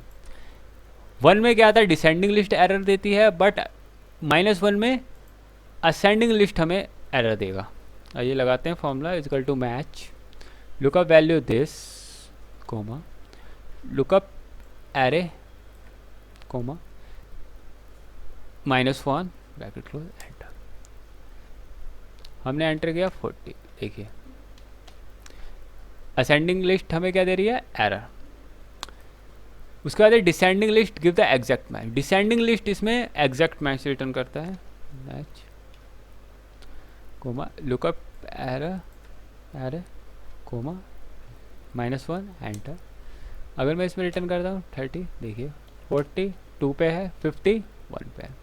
तो डिसेंडिंग लिस्ट हमें एग्जैक्ट मैच दे रहा है। रॉन्ग वैल्यू क्या देता है, नेक्स्ट हायर। इसमें क्या था, नेक्स्ट लोअर, इसमें नेक्स्ट हायर वैल्यू रिटर्न करके देगा। तो आइए फॉर्मूला लगाते हैं इसमें, match lookup value comma lookup error this error and -1 bracket close enter. अब मैं इसमें टाइप करता हूँ सपोज 35, तो 35 का हायर क्या है 40, तो 40 किस पोजीशन पे है देखिए सेकंड, तो इसने सेकंड दिया। अगर मैं यहाँ पर रिटर्न करता हूँ 25, तो 25 का हायर क्या है 30, तो 30 किस पोजीशन पे है थर्ड दिया। अगर मैं यहाँ टाइप करता हूँ 15 का हायर क्या है 20, तो 20 किस पोजीशन पे है सॉरी, अगर मैं यहाँ टाइप करता हूँ 15, तो 15 किस पोजीशन पे है, 15 का हायर क्या है 20 किस पोजीशन पे है 1 2 3 4, तो फोर्थ पोजीशन हमें इसने रिटर्न किया। तो इस तरह यूज़ होता है हमारा मैच फंक्शन। मुझे आशा है आपको समझ में आया होगा।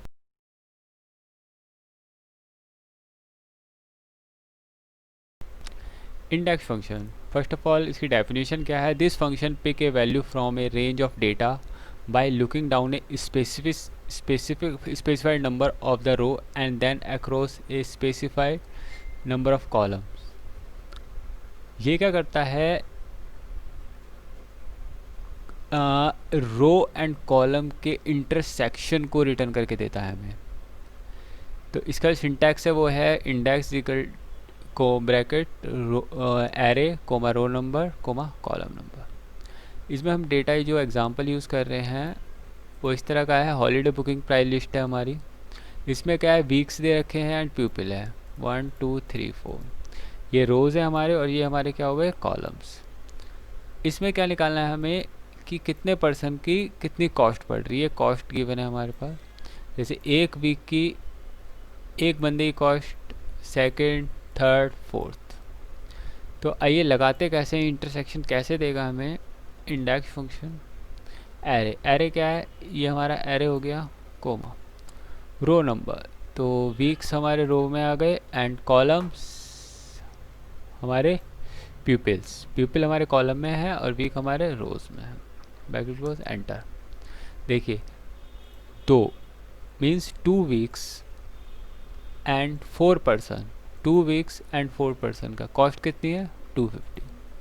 अगर मैं यहाँ पर चेंज करता हूँ 2 वीक एंड 2 पर्सन, कॉस्ट कितनी है 400। तो इस तरह से हम ये फंक्शन यूज़ कर सकते हैं। मुझे आशा है आपको समझ में आया।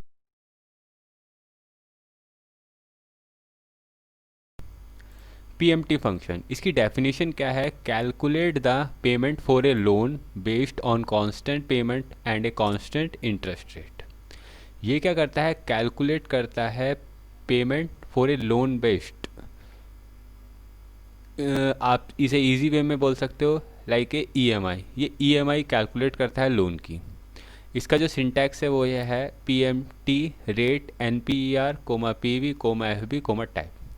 तो रेट मैंने आपको यहाँ पर नोट में दिया है, रेट मतलब होता है rate of interest, NPER total number of payment period, PV मतलब प्रेजेंट वैल्यू कितने का लोन है, FB मतलब फ्यूचर वैल्यू। ये डेटा है जिसको हम लोन इस PMT में यूज़ करेंगे। इसमें क्या है, हमने लोन लिया है 50,000 रुपये का जिसका रेट ऑफ इंटरेस्ट है 6%। कितने साल के लिए लिया है, ईयर 10 ईयर के लिए। तो हमें इसमें यह कैलकुलेट करना है कि हमें हमारी जो EMI बनेगी 10 साल की वो कितने रुपए की बनेगी। तो इसके लिए हम यूज़ करेंगे PMT फंक्शन। मैंने आपको फॉर्मूला शो किया आपको कैसे लगाना है, आइए लगाते हैं। इजिकल टू PMT रेट, कितने का रेट है, रेट है 6%, तो 6%।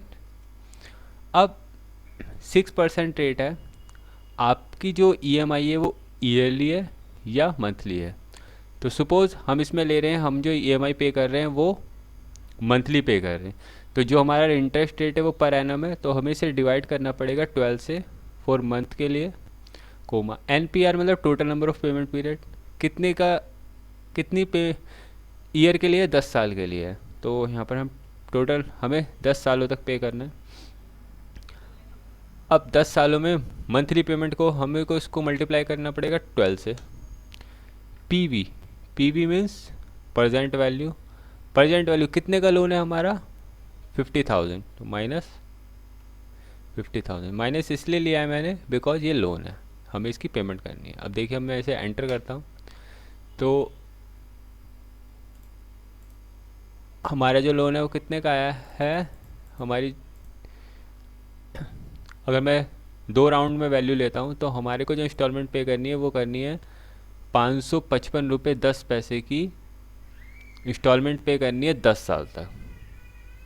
ठीक है, तो यहाँ पर मैंने देखा for monthly payment rate will be divided by 12 and year multiply by 12। तो 555 रुपये 10 पैसे की आपको 10 साल तक इंस्टॉलमेंट पे करनी पड़ेगी मंथली। तो ये लोन आपका कवर हो जाएगा 6% इंटरेस्ट के साथ। तो मुझे आशा है आपको समझ में आया होगा।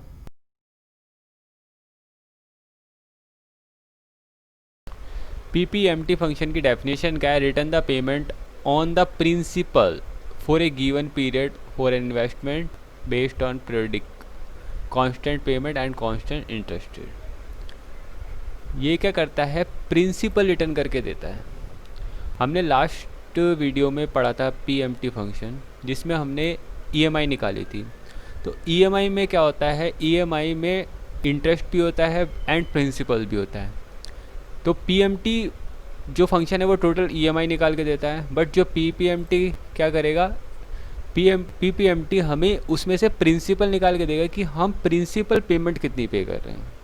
तो इसका जो सिंटैक्स होता है वो होता है पीपीएमटी रेट कोमा पर मतलब period comma NPR total number of payment period comma present value.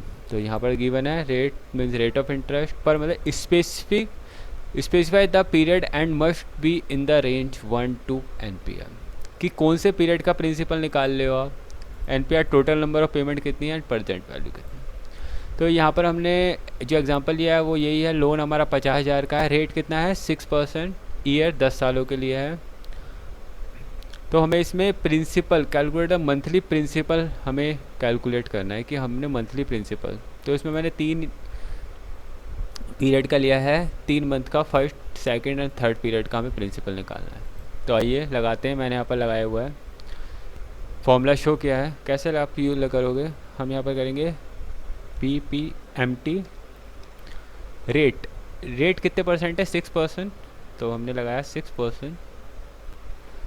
हमें इसे डिवाइड करना पड़ेगा बिकॉज मंथली है, divided by 12 comma total number of payment per मतलब पीरियड, किस पीरियड का निकालना है? तो हम निकालने हैं फर्स्ट पीरियड का। तो हम यहाँ टाइप करेंगे 1 comma NPR total number of payment कितनी है? 10 सालों के लिए है। तो 10 मंथली है तो इसे मल्टीप्लाई करेंगे 12 से कोमा कितने का लोन है?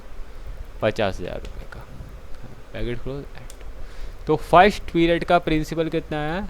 305.10 रुपये 305 रुपये 10 पैसे पहले पीरियड में जो हमारा प्रिंसिपल होगा। अब हम सेकंड पीरियड का निकालते हैं। PPMT rate 6% same divided by 12 करेंगे कोमा। अब इसमें पर पीरियड बदल जाएगा। पीरियड इसमें क्या है? सेकंड पीरियड का। तो यहाँ पर हम टाइप करेंगे सेकंड कोमा NPR वही same total number of payment period 10 multiply by 12 comma present value हमारी जितने का लोन है हमारा माइनस उसे पे टाइप करेंगे एंटर। देखिए जो पहले पीरियड का आ रहा है 305 रुपये 10 पैसे, सेकंड पीरियड का है 306 रुपये 63 पैसा। इसमें क्या होता है? बिकॉज जो हम EMI पे करते रहते हैं तो उसमें जो साथ साथ जो हम प्रिंसिपल पे करते हैं तो जो नेक्स्ट EMI जाती है तो उतना प्रिंसिपल लेस होकर उस पर इंटरेस्ट चार्ज होता है, इसलिए जो हमारा प्रिंसिपल है वो बढ़ता जाता है। तो आइए अब थर्ड पीरियड का निकालते हैं। PPMT is equal to PPMT rate 6% divided by 12 comma per period third period का निकालना है। तो हम टाइप करेंगे third comma NPR total number payment period 10.12 comma कितने का लोन है? 50। एंटर। देखिए फर्स्ट का 305 रुपये 10 पैसे, सेकंड का 306 रुपये 63 पैसे एंड जो हमारा थर्ड पीरियड का है 308 रुपये एंड सो ऑन, ऐसे ही चलता जाएगा। तो इस तरह से हम कैलकुलेट यूज़ करते हैं पीपीएमटी फंक्शन। तो मुझे आशा आपको समझ में आया होगा। IPMT फंक्शन क्या करता है, return the interest payment for a given period for an investment based on periodic constant payment and constant interest rate. IPMT function हमें इंटरेस्ट पेमेंट कैलकुलेट करके बताता है। इंटरेस्ट पेमेंट मींस हमने इससे पहले वीडियोस में क्या पढ़ा था, PMT फंक्शन पढ़ा था। PMT फंक्शन क्या करता है, मंथली EMI निकाल के देता है। EMI में क्या होता है, EMI में हमारा प्रिंसिपल और इंटरेस्ट ऐड होता है टोटल। तो PMT फंक्शन तो हमें टोटल EMI निकाल के देता है। उसके बाद हमने पढ़ा था PPMT फंक्शन क्या करता है, ये प्रिंसिपल निकाल के देता है, ये हमारी EMI में से प्रिंसिपल अलग कर देगा। अब हमें अपनी EMI में से इंटरेस्ट अलग करना है, तो इंटरेस्ट किससे अलग होगा, IPMT फंक्शन से। तो इसका जो सिंटैक्स होता है वो होता है IPMT को रेट कोमा पर कोमा NPER कोमा PV। ये मैंने नीचे आपको स्पेसिफाई कर रखे हैं। रेट का मतलब होता है रेट ऑफ इंटरेस्ट कितना है, पर मतलब specify the period and must be in the range 1 to NPR, कि कौन से पीरियड का आपको पर्टिकुलर निकालना है। NPR total number of payment period कितने हैं आपके, एंड PV मतलब प्रेजेंट वैल्यू, कितना आपका अमाउंट है। तो ये हमने एक एग्जांपल लिया है जिसमें लोन है हमारा 50,000 का, रेट 6% है, और ईयर कितने दिनों के लिए है, 10 साल के लिए। हमें इसमें कैलकुलेट करना है monthly interest of the loan amount. हमें इसमें मंथली इंटरेस्ट निकालना है कि कौन से पीरियड का कितना मैंने इसमें आपको 3 पीरियड का मैं निकाल के दिखाऊंगा, first, second and third. First period का कितना होगा, सेकंड एंड थर्ड। मैंने आपको एग्जांपल दिया है कि आपको किस तरह से लगाना है फॉर्मूला। आइए लगाते हैं। Is equal to IPMT function rate कितना है, 6%। तो मैंने रेट सेलेक्ट किया। रेट को मुझे डिवाइड करना पड़ेगा 12 से, बिकॉज ये मंथली है, और यहाँ पर क्या है, ये रेट ईयरली। हमें निकालना है मंथली और यहाँ पर ईयर।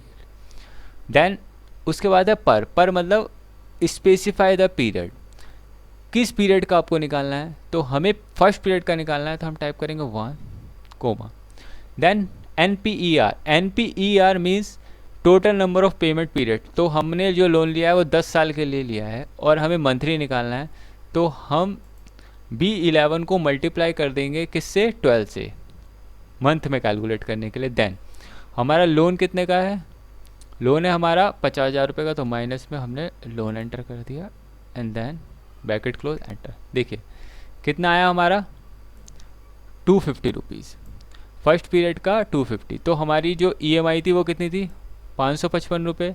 देन प्रिंसिपल कितना है, 305 रुपये। 555 में से अगर हम 305 लेस करते हैं तो हमारा जो इंटरेस्ट निकलेगा 250। तो हमारा जो फर्स्ट पीरियड का इंटरेस्ट है वो कितना है, 250 है। जो हमने 550 की टोटल EMI पे करी है, उसमें से हमने जो इंटरेस्ट दिया है वो 250 रुपीज़ का दिया है। ठीक है, उसके बाद हम सेकंड पीरियड का निकालते हैं, वही same IPMT rate 6% divided by 12 comma per. अब की बार निकालना में सेकंड पीरियड का, तो यहाँ टाइप करेंगे सेकंड कोमा NPER मतलब total number of payment period कितने हैं, 10 साल। तो इसको मल्टीप्लाई करेंगे 12 से, कोमा कितने का लोन है हमारा,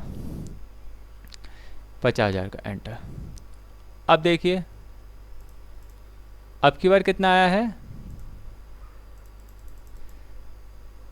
248.47 पैसा, 248 रुपये 47 पैसा। फर्स्ट पीरियड का था 250 और जो सेकंड पीरियड का है वो कितना है, 248 रुपये। ऐसा क्यों होता है, क्योंकि जब हम EMI पे करते हैं तो उसमें हम कुछ प्रिंसिपल पे कर देते हैं, तो जो नेक्स्ट जो इंटरेस्ट कैलकुलेट होता है वो प्रिंसिपल लेस होने के बाद लगता है, तो इसलिए हमारा जो है इंटरेस्ट कम हो जाता है। इस तरह से हम थर्ड पीरियड का निकालेंगे IPMT में rate same 6% divided by 12 comma पर मतलब हमें कौन से पीरियड का निकालना है, थर्ड पीरियड का। देन NPER मतलब total number of payment period कितना है हमारे, 10 साल। तो इसको मल्टीप्लाई करेंगे 12 से, कोमा PV कितने का लोन है हमारा, 50,000 का। देखिए अब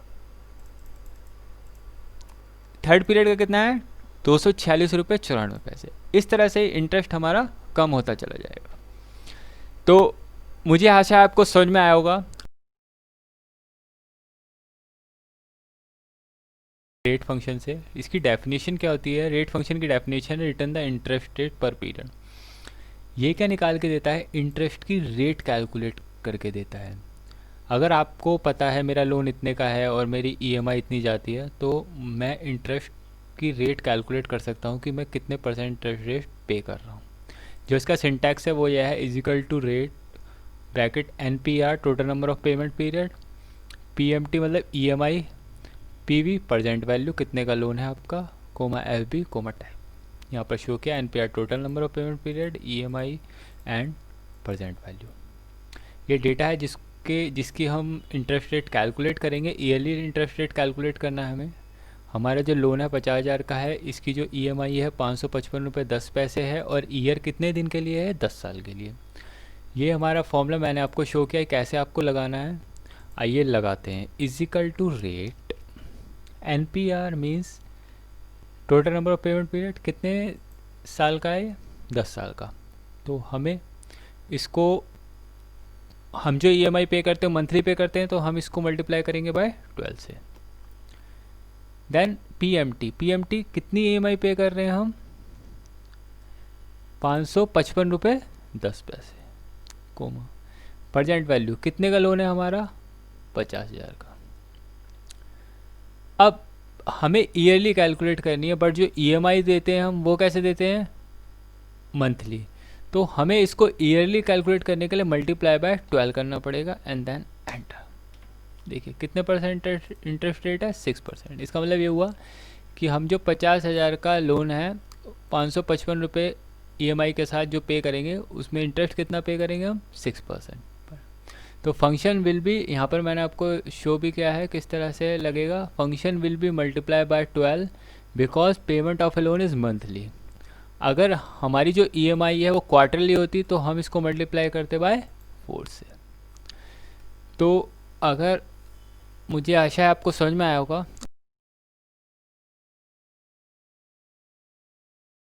NPER फंक्शन क्या करता है? Return the number of payment period.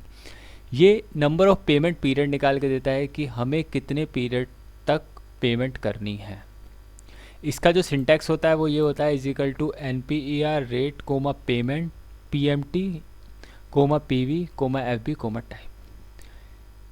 ये हमारा डेटा है जिसको हम NPER में यूज़ करेंगे, जिसमें हमारा लोन 50,000 का है, जो हमारी ईएमआई है 555.10 की है और रेट ऑफ इंटरेस्ट 6% ईयरली है। तो हमें कैलकुलेट करनी है कि हमें ये लोन कितने दिन तक पे करना है। ठीक है, यहाँ पर मैंने आपको डिफाइन किया। रेट का मतलब रेट ऑफ इंटरेस्ट होता है, PMT का मतलब ईएमआई एंड PV मतलब प्रेजेंट वैल्यू। यहाँ मैंने आपको फॉर्मूला शो किया है कि आपको किस तरह से फॉर्मूला लगाना है। आइए लगाते हैं। इजिकल टू NPER रेट, कितने परसेंट रेट है? 6%। तो 6% रेट है, ये ईयरली है, तो हम इसको, हमें मंथली निकालना है, तो हम इसको डिवाइडेड करेंगे 12 से। PMT हम कितनी ईएमआई पे करते हैं, तो ईएमआई माइनस में डालते हैं, 555.10 आ गई कोमा। P मतलब कितने का लोन है हमारा लोन है 50,000 का, ब्रैकेट क्लोज एंटर। इसने रिटर्न करके दिया हमें 120। इसका मतलब ये हुआ कि हम 555 रुपये की 120 मंथली इंस्टॉलमेंट पे करेंगे, तो ये हमारा लोन कंप्लीट हो जाएगा। यहाँ पर मैंने आपको शो किया है, it will return 120 because total year is 10, payment is monthly. So अगर मैं इसको फंक्शन को मल्टीप्लाई बाय 12 कर देता हूँ, तो ये, सॉरी, डिवाइडेड बाय 12 कर देता हूँ, तो ये हमारे को ईयर निकाल कर दे देगा। तो इस तरह से फॉर्मूला लगेगा। मुझे आशा है आपको समझ में आया होगा।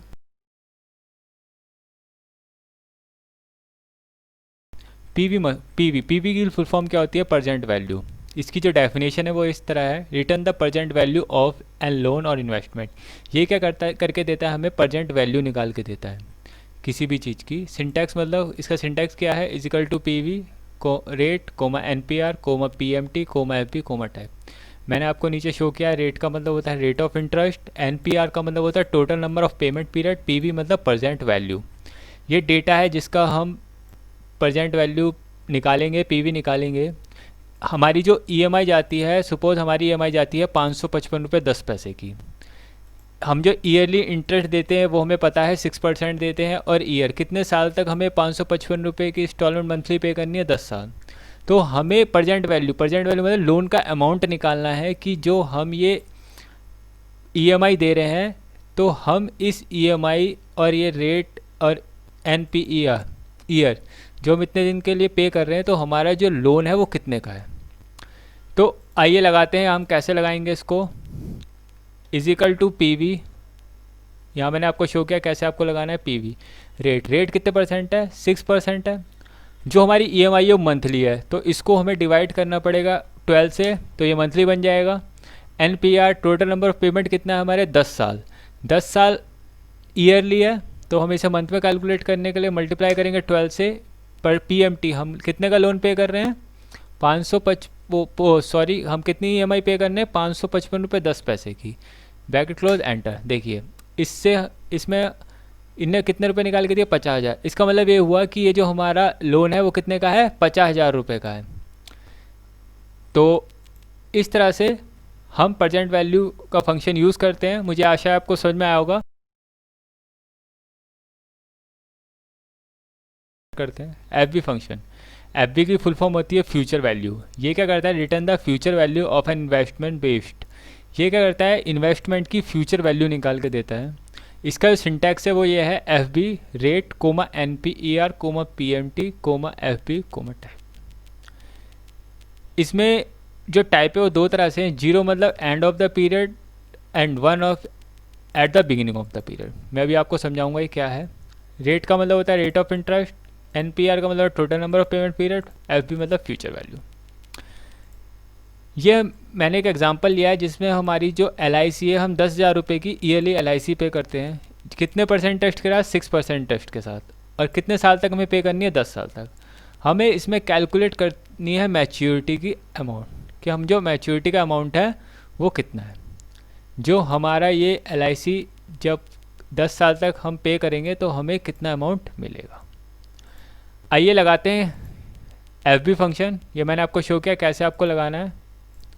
तो सबसे पहले is equal to F V rate, कितने परसेंट रेट है, 6%, कोमा एन पी आर कितने साल तक पे करनी है, ये ईयरली है तो 10 साल तक पे करनी है। कितने का है, एल आई सी हमारी 10,000 रुपये की एल आई सी है। यहाँ पी वी हमारी कुछ नहीं है तो हम इसे डबल कोमा लगाएंगे। टाइप, अब इसमें टाइप है एट द, अगर आप पे करते हो at the end of the period तो आप पुट करोगे 0। अगर आप at the beginning of the period पे करते हो तो आप 1 टाइप करोगे। तो मैं सपोज मैं टाइप यहाँ कर रहा हूँ 0, मीन्स मैं end of the period calculate end of the month पे करता हूँ, एंटर। तो अगर हम एंड ऑफ द मंथ से देखें तो हमारे कितने रुपए बनते हैं, 1,31,808 रुपये। अगर हम 10,000 रुपये की एल आई सी देते हैं ईयरली तो हमारे को 10 साल बाद कितने मिलेंगे, 1,31,808 रुपये। और अगर हम यहीं इसको कर देते हैं 1 means beginning of the period, तो यहाँ पर कितना हो गया, 1,39,716 रुपये। तो एफ बी फंक्शन क्या निकाल के देता है हमें, इन्वेस्टमेंट की फ्यूचर वैल्यू निकाल के देता है। तो मुझे आशा है आपको समझ में आया होगा। Upper function, basically upper function क्या करता है, convert text to upper case. ये क्या करता है, अपर केस में स्मॉल लेटर से अपर लेटर में कन्वर्ट कर देता है। इसका सिंटैक्स क्या होता है, is equal to upper bracket text. यहाँ पर मैंने एग्जांपल दिया किस तरह से आपको लगाना है। ये हमारे कुछ टेक्स्ट है जो स्मॉल लेटर में, हमें इसको कैपिटल लेटर में कन्वर्ट करना है अपर केस में। तो हम किस तरह से करेंगे, अपर टेक्स्ट देन एंटर। देखिए हो गया पूरा अपर केस में। तो मुझे आशा आपको समझ में आया होगा। लोअर फंक्शन क्या करता है, convert text to lower case. ये क्या करता है, अपर केस से टेक्स्ट को लोअर केस में कन्वर्ट कर देता है। सिंटेक्स क्या है, is equal to lower and text. ये हमारे पास कुछ टेक्स्ट है जो अपर केस में है, मुझे इन्हें लोअर केस में कन्वर्ट करना है। तो कैसे लग करना है वो मैंने आपको फॉर्मूला यहाँ पर शो किया है। तो is equal to lower A10 जहाँ आपका टेक्स्ट है एंड देन एंटर। देखिए लोअर केस में कन्वर्ट हो गया। आइए दोबारा से लगाते हैं, लोअर टेक्स्ट एंटर। तो इस तरह से हम लोअर फंक्शन का यूज़ करते हैं एंड मुझे आशा आपको समझ में आया होगा।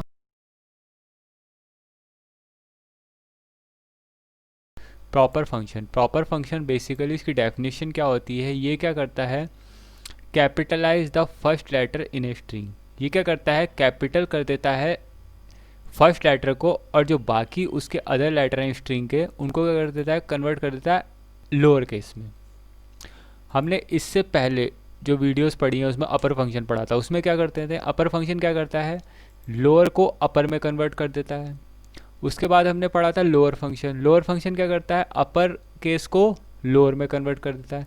बट प्रॉपर फंक्शन क्या कर रहा है, फर्स्ट लेटर को तो कैपिटल कर रहा है एंड जो अदर लेटर हैं उनको क्या कर देता है, लोअर। आइए लगाते हैं, मैंने एक एग्जांपल लिया है किस तरह से हमें फंक्शन लगाना है। Is equal to proper string ले लिया हमने, ये ब्रैकेट क्लोज एंटर। देखिए जो फर्स्ट लेटर है वो कैपिटल है, बाकी सब स्मॉल लेटर में है। ऐसी ये दूसरी string Jones, first capital and बाकी स्मॉल। दोबारा से लगाते हैं, is equal to proper select bracket close and then enter. देखिए बॉब स्मिथ, बी कैपिटल हो गया एंड स्मिथ में एस कैपिटल हो गया। इस तरह से इसमें लगाते हैं प्रॉपर ब्रैकेट क्लोज एंड। देखिए कॉरल में सी कैपिटल हो गया एंड विलियम में डब्ल्यू कैपिटल हो गया, बाकी सब small. Proper bracket enter.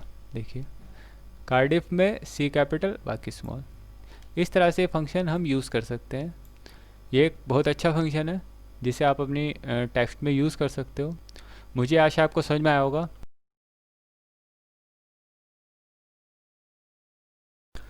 Concatenate, इसकी डेफिनेशन क्या होती है, डेफिनेशन होती है ज्वाइन टू और more text string into one text string. Basically concatenate function use में आता है टेक्स्ट को ज्वाइन करने के लिए। इसका सिंटैक्स क्या होता है, इज इक्वल टू कॉनकैटिनेट को bracket text 1 comma text 2 and so on. इस तरह से आप मल्टीपल टेक्स्ट ज्वाइन कर सकते हैं। मैंने एक एग्जांपल लिया है जिसमें मेरा एक में नेम 1 है, यहाँ नेम 2 है। मैं चाहता हूँ इन दोनों को एक सिंगल सेल में जोड़ना। ये मेरी डिफरेंट सेल में है, ये ए कॉलम में है और ये बी कॉलम में है। मैं चाहता हूँ ये दोनों किस कॉलम में आ जाए, सी कॉलम में। तो ये किसके थ्रू होगा, फंक्शन है हमारा कॉनकैटिनेट। आइए लगाते हैं कॉनकैटिनेट टेक्स्ट 1 हमारा कहाँ पर है, A10 पे कोमा, और टेक्स्ट 2 कहाँ पर है हमारा, B10 पे। Bracket close enter. देखिए ज्वाइन हो गए। देखिए इस तरह से मैंने आपको शो किया किस तरह से आपको लगाना है। दोबारा से लगाते हैं कॉनकैटिनेट टेक्स्ट 1 किस पर, A11, टेक्स्ट 2 किस पर हमारा, B11 पे, ब्रैकेट क्लोज एंटर। तो अब हम इसे नीचे ड्रैग कर देते हैं। देखिए इस तरह से हमारे टेक्स्ट ज्वाइन हो चुके हैं। बट इसमें क्या हुआ है, स्पेस नहीं आया। देखिए हम चाहते हैं इसमें स्पेस भी आया हमारे बीच में, जैसे एलन स्पेस जॉन्स। तो इसके लिए हमें क्या करना पड़ेगा, आइए दोबारा से लगाएंगे इसको। इसके लिए हमें को बीच में एक थर्ड पार्टी, यहाँ पर क्या लिखा है, up to third party piece of text string can join. हम थर्ड पार्टी टेक्स्ट स्ट्रिंग को भी ज्वाइन कर सकते हैं। आइए दूसरी तरह से लगाते हैं। मैंने आपको शो किया किस तरह से आपको लगाना है। Is equal to concatenate A10 comma double inverted comma space double inverted comma single comma and B10 bracket close enter. देखिए इसमें क्या हुआ, स्पेस आ गया। दोबारा से लगाते हैं concatenate A11 comma double inverted comma space double inverted comma simple comma and B11। देखिए इस तरह से भी हम इसे यूज़ कर सकते हैं। इसको हम सेम चीज़ यहाँ हमने फंक्शन के थ्रू करा है, यहाँ हम ऑपरेटर के थ्रू करेंगे। किसके थ्रू होगा? एंड ऑपरेटर, इसे बोलते हैं एम्परसेंड। तो एंड ऑपरेटर के थ्रू हम कैसे ज्वाइन करते हैं? हमने A20 एम्परसेंड B20 एंटर, देखिए। तो हम ऑपरेटर के थ्रू भी ज्वाइन करा सकते हैं। और हमें अगर स्पेस देना है तो उसके लिए हम क्या करेंगे? A20 ampersand double inverted comma space double inverted comma, then again at and operator, then B20। देखिए, तो हम फंक्शन के थ्रू भी कर सकते हैं और एंड ऑपरेटर के थ्रू भी कर सकते हैं। मुझे आशा है आपको समझ में आया होगा। मिड फंक्शन, इसकी डेफिनेशन क्या होती है? Mid return a specific number of character from a text string start at the position you specified based on the number of character you specify. ये क्या करता है? ये रिटर्न करके देता है specific number of a character from a text string. Specific number को return करके देता है स्टार्ट पोजीशन से एंड पोजीशन के बीच। इसका सिंटैक्स क्या होता है? Mid bracket text comma start number comma number of character कितने हैं आपको उठाने हैं। एक एग्जांपल लिया है जिससे आपको प्रॉपर क्लियर हो जाएगा किस तरह से फंक्शन लगता है। मेरे पास एक कैरेक्टर है, ये एक स्ट्रिंग है जिसमें ABCDE ABCDEDF, ये मेरे पास स्ट्रिंग है। मुझे क्या करना है? मुझे इसमें से स्टार्ट पोजीशन फर्स्ट A से लेकर 3 कैरेक्टर उठाने हैं। मींस मुझे कितने कैरेक्टर चाहिए इसमें से? A B C। तो मुझे कौन सा फंक्शन यूज़ करना पड़ेगा? Mid function. आइए लगाते हैं is equal to mid text, किस में से उठाना है हमें? टेक्स्ट इस स्ट्रिंग में से। स्टार्ट, किस पोजीशन से स्टार्ट करना है हमें? फर्स्ट पोजीशन से। नंबर ऑफ कैरेक्टर, कितने कैरेक्टर हमें लेने हैं? 3 ब्रैकेट। देखिए कितना स्टार्ट से A से इसने हमें दिए ABC, मीन्स फर्स्ट पोजीशन से 3 कैरेक्टर। आइए दोबारा से लगाते हैं मिड टेक्स्ट, हमारा टेक्स्ट ये है। स्टार्ट पोजीशन, हमें सेकंड पोजीशन से कैरेक्टर उठाना है कोमा, कितने कैरेक्टर? 3। देखिए सेकंड B है, BCD। देखिए आइए दोबारा से लगाते हैं mid text comma start position, हमारी 5th पोजीशन से कितना? 2 कैरेक्टर। देखिए ED 5th से 2 कैरेक्टर ENT। तो इस तरह से फंक्शन वर्क करता है। मुझे आशा है आपको समझ में आया होगा। सब्स्टिट्यूट फंक्शन, सब्स्टिट्यूट क्या करता है? New text for old text in a string. Substitute कर देता है न्यू टेक्स्ट, ओल्ड टेक्स्ट को हटा के उसमें न्यू टेक्स्ट को सब्स्टिट्यूट कर देता है। Use substitute when you want to replace specific text in a string. Substitute कब यूज होता है? जब आप किसी स्ट्रिंग में से कोई स्पेसिफिक कैरेक्टर को रिप्लेस करना चाहते हो। इसका सिंटैक्स क्या होता है? सिंटैक्स होता है is equal to substitute text comma old text comma new text comma instant number. ये एक मैंने एग्जांपल लिया है जिससे आपको प्रॉपर एक क्लियर हो जाएगा किस तरह से आपको सब्स्टिट्यूट फंक्शन लगाना है। आइए लगाते हैं। हमें क्या करना है? ये हमारी स्ट्रिंग है, इसमें ABCDEF है। हमें क्या करना है? CD को हटा के उसमें प्रिंट करना है हेलो। तो किस तरह से करेंगे? सब्स्टिट्यूट, ये हमारी स्ट्रिंग है A10 पे, हमारा जो ओल्ड टेक्स्ट है वो क्या है? CD। वो कहाँ है? B10 पे है। और जो न्यू टेक्स्ट है वो कहाँ पर है? C10 पे जो हेलो है। देखिए AB हेलो EF, जो CD है वो रिप्लेस हो गया हेलो से। इसे दोबारा से लगाते हैं हमें दूसरी स्ट्रिंग पे सब्स्टिट्यूट। इसमें हमारे पास हमें CD को रिप्लेस करना है हेलो से। तो ये हमारी स्ट्रिंग हो गई A11 पे, जो ओल्ड करेक्टर है वो B11 पे है एंड जो न्यू करेक्टर है वो C11 पे है। Bracket close enter. देखिए CD, इसमें 2 बार CD है तो इन्हें 2 टाइम्स उसको रिप्लेस कर दिया हेलो हेलो। अब यहाँ पर है हमारे पास नॉर्थर्न रीजन, हमें नॉर्थर्न रीजन को रीजन हटा के एरिया प्रिंट कराना है। तो हम यहाँ पर सब्स्टिट्यूट यूज़ करेंगे। टेक्स्ट हमारा कौन सा है? ये हो गया ओल्ड टेक्स्ट रीजन B12 पे एंड जो न्यू टेक्स्ट है वो कहाँ पर है? हमारा C12। Bracket close enter. देखिए नॉर्थर्न रीजन हट गया और एरिया यहाँ प्रिंट हो गया। अब यहाँ पर क्या है हमारा है सैंड एंड सीमेंट, हमें एंड हटा के एंड ऑपरेटर का यूज़ करना है। तो हमारे को यहाँ सैंड है, यहाँ भी ए एन डी है और यहाँ भी ए एन डी। अगर मैं इसे सिंपल लगाता हूँ सब्स्टिट्यूट, तो देखिए क्या होगा, स्ट्रिंग ये हो गई हमारा, ये B13 पे एंड आ गया, एंड ऑपरेटर है C13। अगर मैं इसे नॉर्मल लगाता हूँ, देखिए ये भी एंड है, ए एंड है, इनने क्या करा, दोनों एंड के आगे ऑपरेटर यूज़ कर दिया। अब हमें ओनली सेकंड स्ट्रिंग में से ही इंस्टेंट नंबर मतलब सेकंड स्ट्रिंग को ही रिप्लेस करना है। तो 1 2 3 इसमें 3 स्ट्रिंग है, तो हमें सेकंड में से ही करना है। तो एंटर करते ही देखिए इसने क्या करा, सेकंड स्ट्रिंग में से ही एंड को रिप्लेस किया है। तो इस तरह से आप यूज़ करते हैं सब्स्टिट्यूट फंक्शन। मुझे आशा आपको समझ में आया होगा। डेट फंक्शन क्या करता है, return the sequential series number date represent a particular date. ये क्या करता है, रिटर्न करता है सिक्वेंशियल सीरीज नंबर की जो रिप्रेजेंट करती है एक पर्टिकुलर डेट को। इसका जो सिंटैक्स होता है वो क्या होता है, is equal to date year comma month comma day. ये एक डेटा है जिसकी हम डेट का निकालेंगे। इसमें हमारे को एक सेल में हमारे पास डेज हैं, एक कॉलम में हमारे पास मंथ है और एक में क्या है हमारे पास ईयर है। हमें इनसे क्या कैलकुलेट करनी है, हमें पर्टिकुलर एक डेट बनानी है। तो इसके लिए हमें क्या करना पड़ेगा, is equal to date. Date में सबसे फर्स्ट क्या है, ईयर है, तो ईयर हमारा C10 पे है। देन मंथ है, मंथ किस पे हमारा B10 पे, एंड डेज किस पे है हमारे A10 पे। Bracket close, enter. देखिए 25 12 99। इस तरह से ही दोबारा लगाते हैं, date year comma month comma days. देखिए अगेन इस तरह से यहाँ लगाते हैं। यहाँ पर 33 है, तो यहाँ पर देखते हैं क्या होता है, year comma month comma days.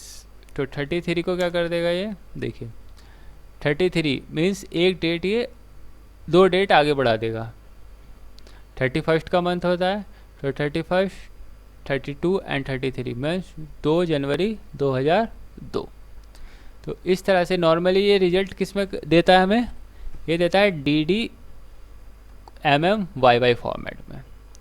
तो मुझे आशा है आपको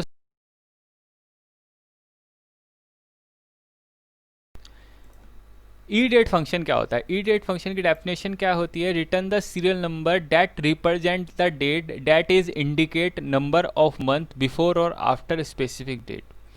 ई डेट फंक्शन क्या निकाल के देता है, एक स्पेसिफिक डेट से बिफोर मतलब पहले की डेट और या आफ्टर बाद की डेट हमें निकाल के देता है। इसका जो सिंटैक्स होता है वो ये होता है, is equal to E date start date comma month. ये एक एग्जांपल लिया है जिससे आपको प्रॉपर क्लियर हो जाएगा कि ई डेट फंक्शन कैसे हम यूज़ करते हैं। इसमें क्या है, हमारे पास एक डेट है 1 जनवरी 98। इसमें अगर हम 3 मंथ प्लस करते हैं तो कौन सी डेट आएगी, यहाँ पर मैंने आपको शो किया कैसे आपको लगाना है। आइए लगाते हैं, E date start date. Start date हमारी ये है A11 पे, एंड मंथ कितने मंथ हमें आगे ले जाना है, इन्हें प्लस करना है हमें 3 मंथ। देखिए 1 जनवरी 98 के 3 महीने बाद कौन सी डेट होगी, 1 अप्रैल 1998। आइए अब 2 जनवरी से कैलकुलेट करते हैं। दोबारा से again E date start date comma plus month 3 month, enter. देखिए 2 अप्रैल 1998। अब यहाँ पर है 2 जनवरी 98। अब हमें इसमें बैक लेके जाना है, -3 करना है। तो आइए लगाते हैं, E date start date comma -3 month B13 पे है ये हमारा, एंड एंटर। देखिए 2 अक्टूबर 1997। तो हम ई डेट फंक्शन के थ्रू आगे भी जा सकते हैं, आगे किसी भी पर्टिकुलर मंथ पे, एंड पीछे भी जा सकते हैं बिफोर एंड आफ्टर, जो मैंने आपको बताया था। इसमें क्या, मैंने एक एग्जांपल दूसरा भी लिया है। इसमें क्या है, एक पर्सन है जिसकी हायरिंग डेट क्या है 1/1/2009, 1 जनवरी 2009 है। उसके वर्किंग ईयर हमने कहा है 10 साल हैं। तो हमें उसकी रिटायरमेंट की एज निकालनी है, रिटायरमेंट डेट निकालनी है कि वो रिटायर कब होगा। तो आइए लगाते हैं ई डेट। स्टार्ट डेट कितनी है? 5 जनवरी 19, तो 2009। ये 20 किस पे है? 2016 पे। एंड देन मंथ कितना है? 10 मंथ, B17। अब यहाँ पर मंथ है, ये बेसिकली फंक्शन मंथ लेता है, बट यहाँ पर क्या है? वर्किंग ईयर है। आप देखिए यहाँ वर्किंग ईयर है, तो हमें मंथ को ईयर में कन्वर्ट करने के लिए हम इसे मल्टीप्लाई कर देंगे 12 से। Then bracket close, enter. देखिए 1 जनवरी 2019 को ये पर्सन रिटायर हो जाएगा, तो रिटायरमेंट डेट निकले। तो इस तरह से ई डेट फंक्शन का हम यूज़ करते हैं। ये एक इम्पोर्टेंट फंक्शन है, मुझे आशा आपको समझ में आया होगा। EO month function. EO month function return the serial number for the last day of the month that is indicate number of month before or after start date. हमने इससे पहले वीडियोस में पढ़ा था ई डेट फंक्शन। ई date function क्या करता है? E date function क्या करता था कि हमारी पर्टिकुलर एक स्टार्ट डेट से उसमें पर्टिकुलर मंथ ऐड करने के बाद वो डेट हमें रिटर्न कर देता था। बट ईओ मंथ फंक्शन क्या करता है? सेम वर्क करता है ई डेट की तरह ही, बट ये हमें लास्ट डेट, पर्टिकुलर मंथ की लास्ट डेट रिटर्न करके देता है। इसका जो सिंटैक्स होता है वो होता है is equal to EO month bracket start date comma month. एक एग्जांपल लिया जिससे आपको प्रॉपर क्लियर हो जाएगा। ये इस तरह से फंक्शन लगेगा। आइए लगाते हैं is equal to EO month start date. Start date हमारी है A11 पे 1 जनवरी 1908 कोमा। मंथ कितने मंथ ऐड करने? 3 मंथ। तो हमें 1 जनवरी से 3 महीने ऐड करके इसमें देखना है कि वो कौन सी डेट होगी। तो B11 ब्रैकेट क्लोज, एंटर।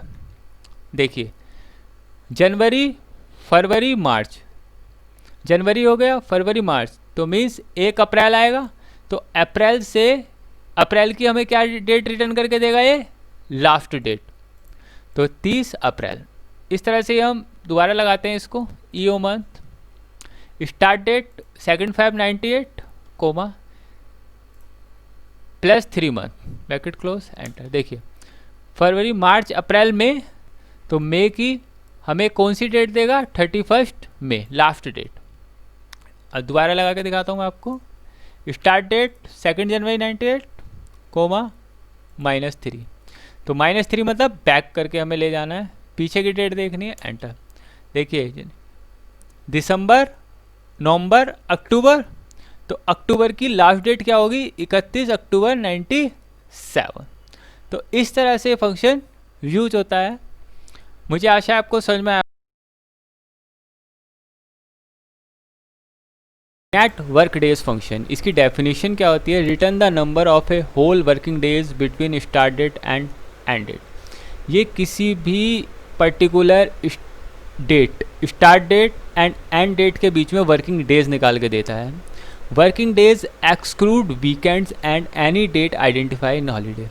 जो वर्किंग डेज निकलेंगे वो वीकेंड को हटा के, और अगर किसी डेट पे हॉलीडे है उसको हटा के जो डेज आएंगे वो हमें कैलकुलेट करके देगा। ये बेसिकली किसके लिए यूज़ होता है? एम्प्लॉयज़ के लिए यूज़ होता है कि उनके करेक्ट वर्किंग डेज निकालने के लिए। इसका सिंटैक्स क्या होता है? Is equal to network days start date comma end date comma holiday.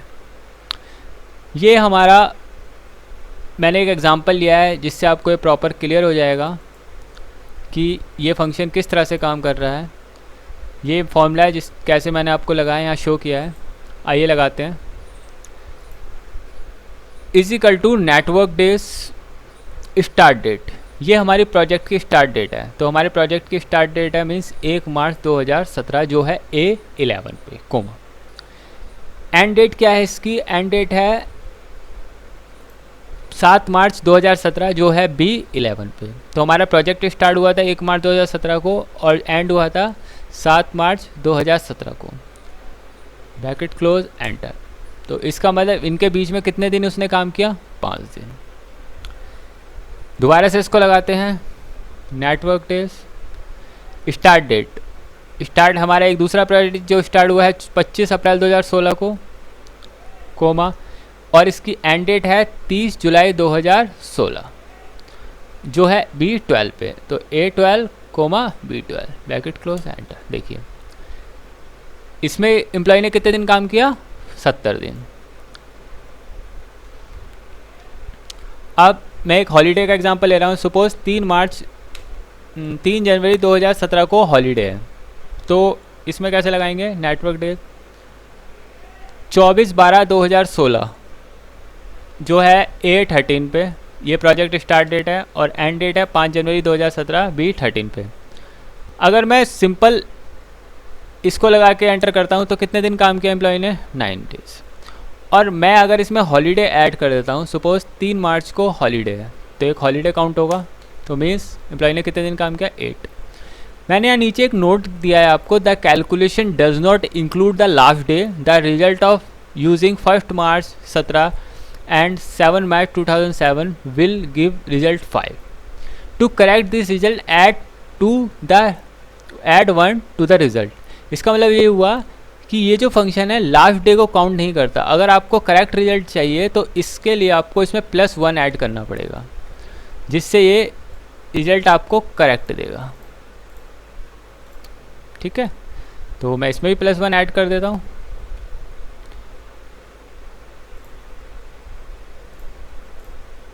And इसमें भी, तो ये हमारा एग्जैक्ट रिजल्ट आया है। मुझे आशा है आपको समझ में आया होगा।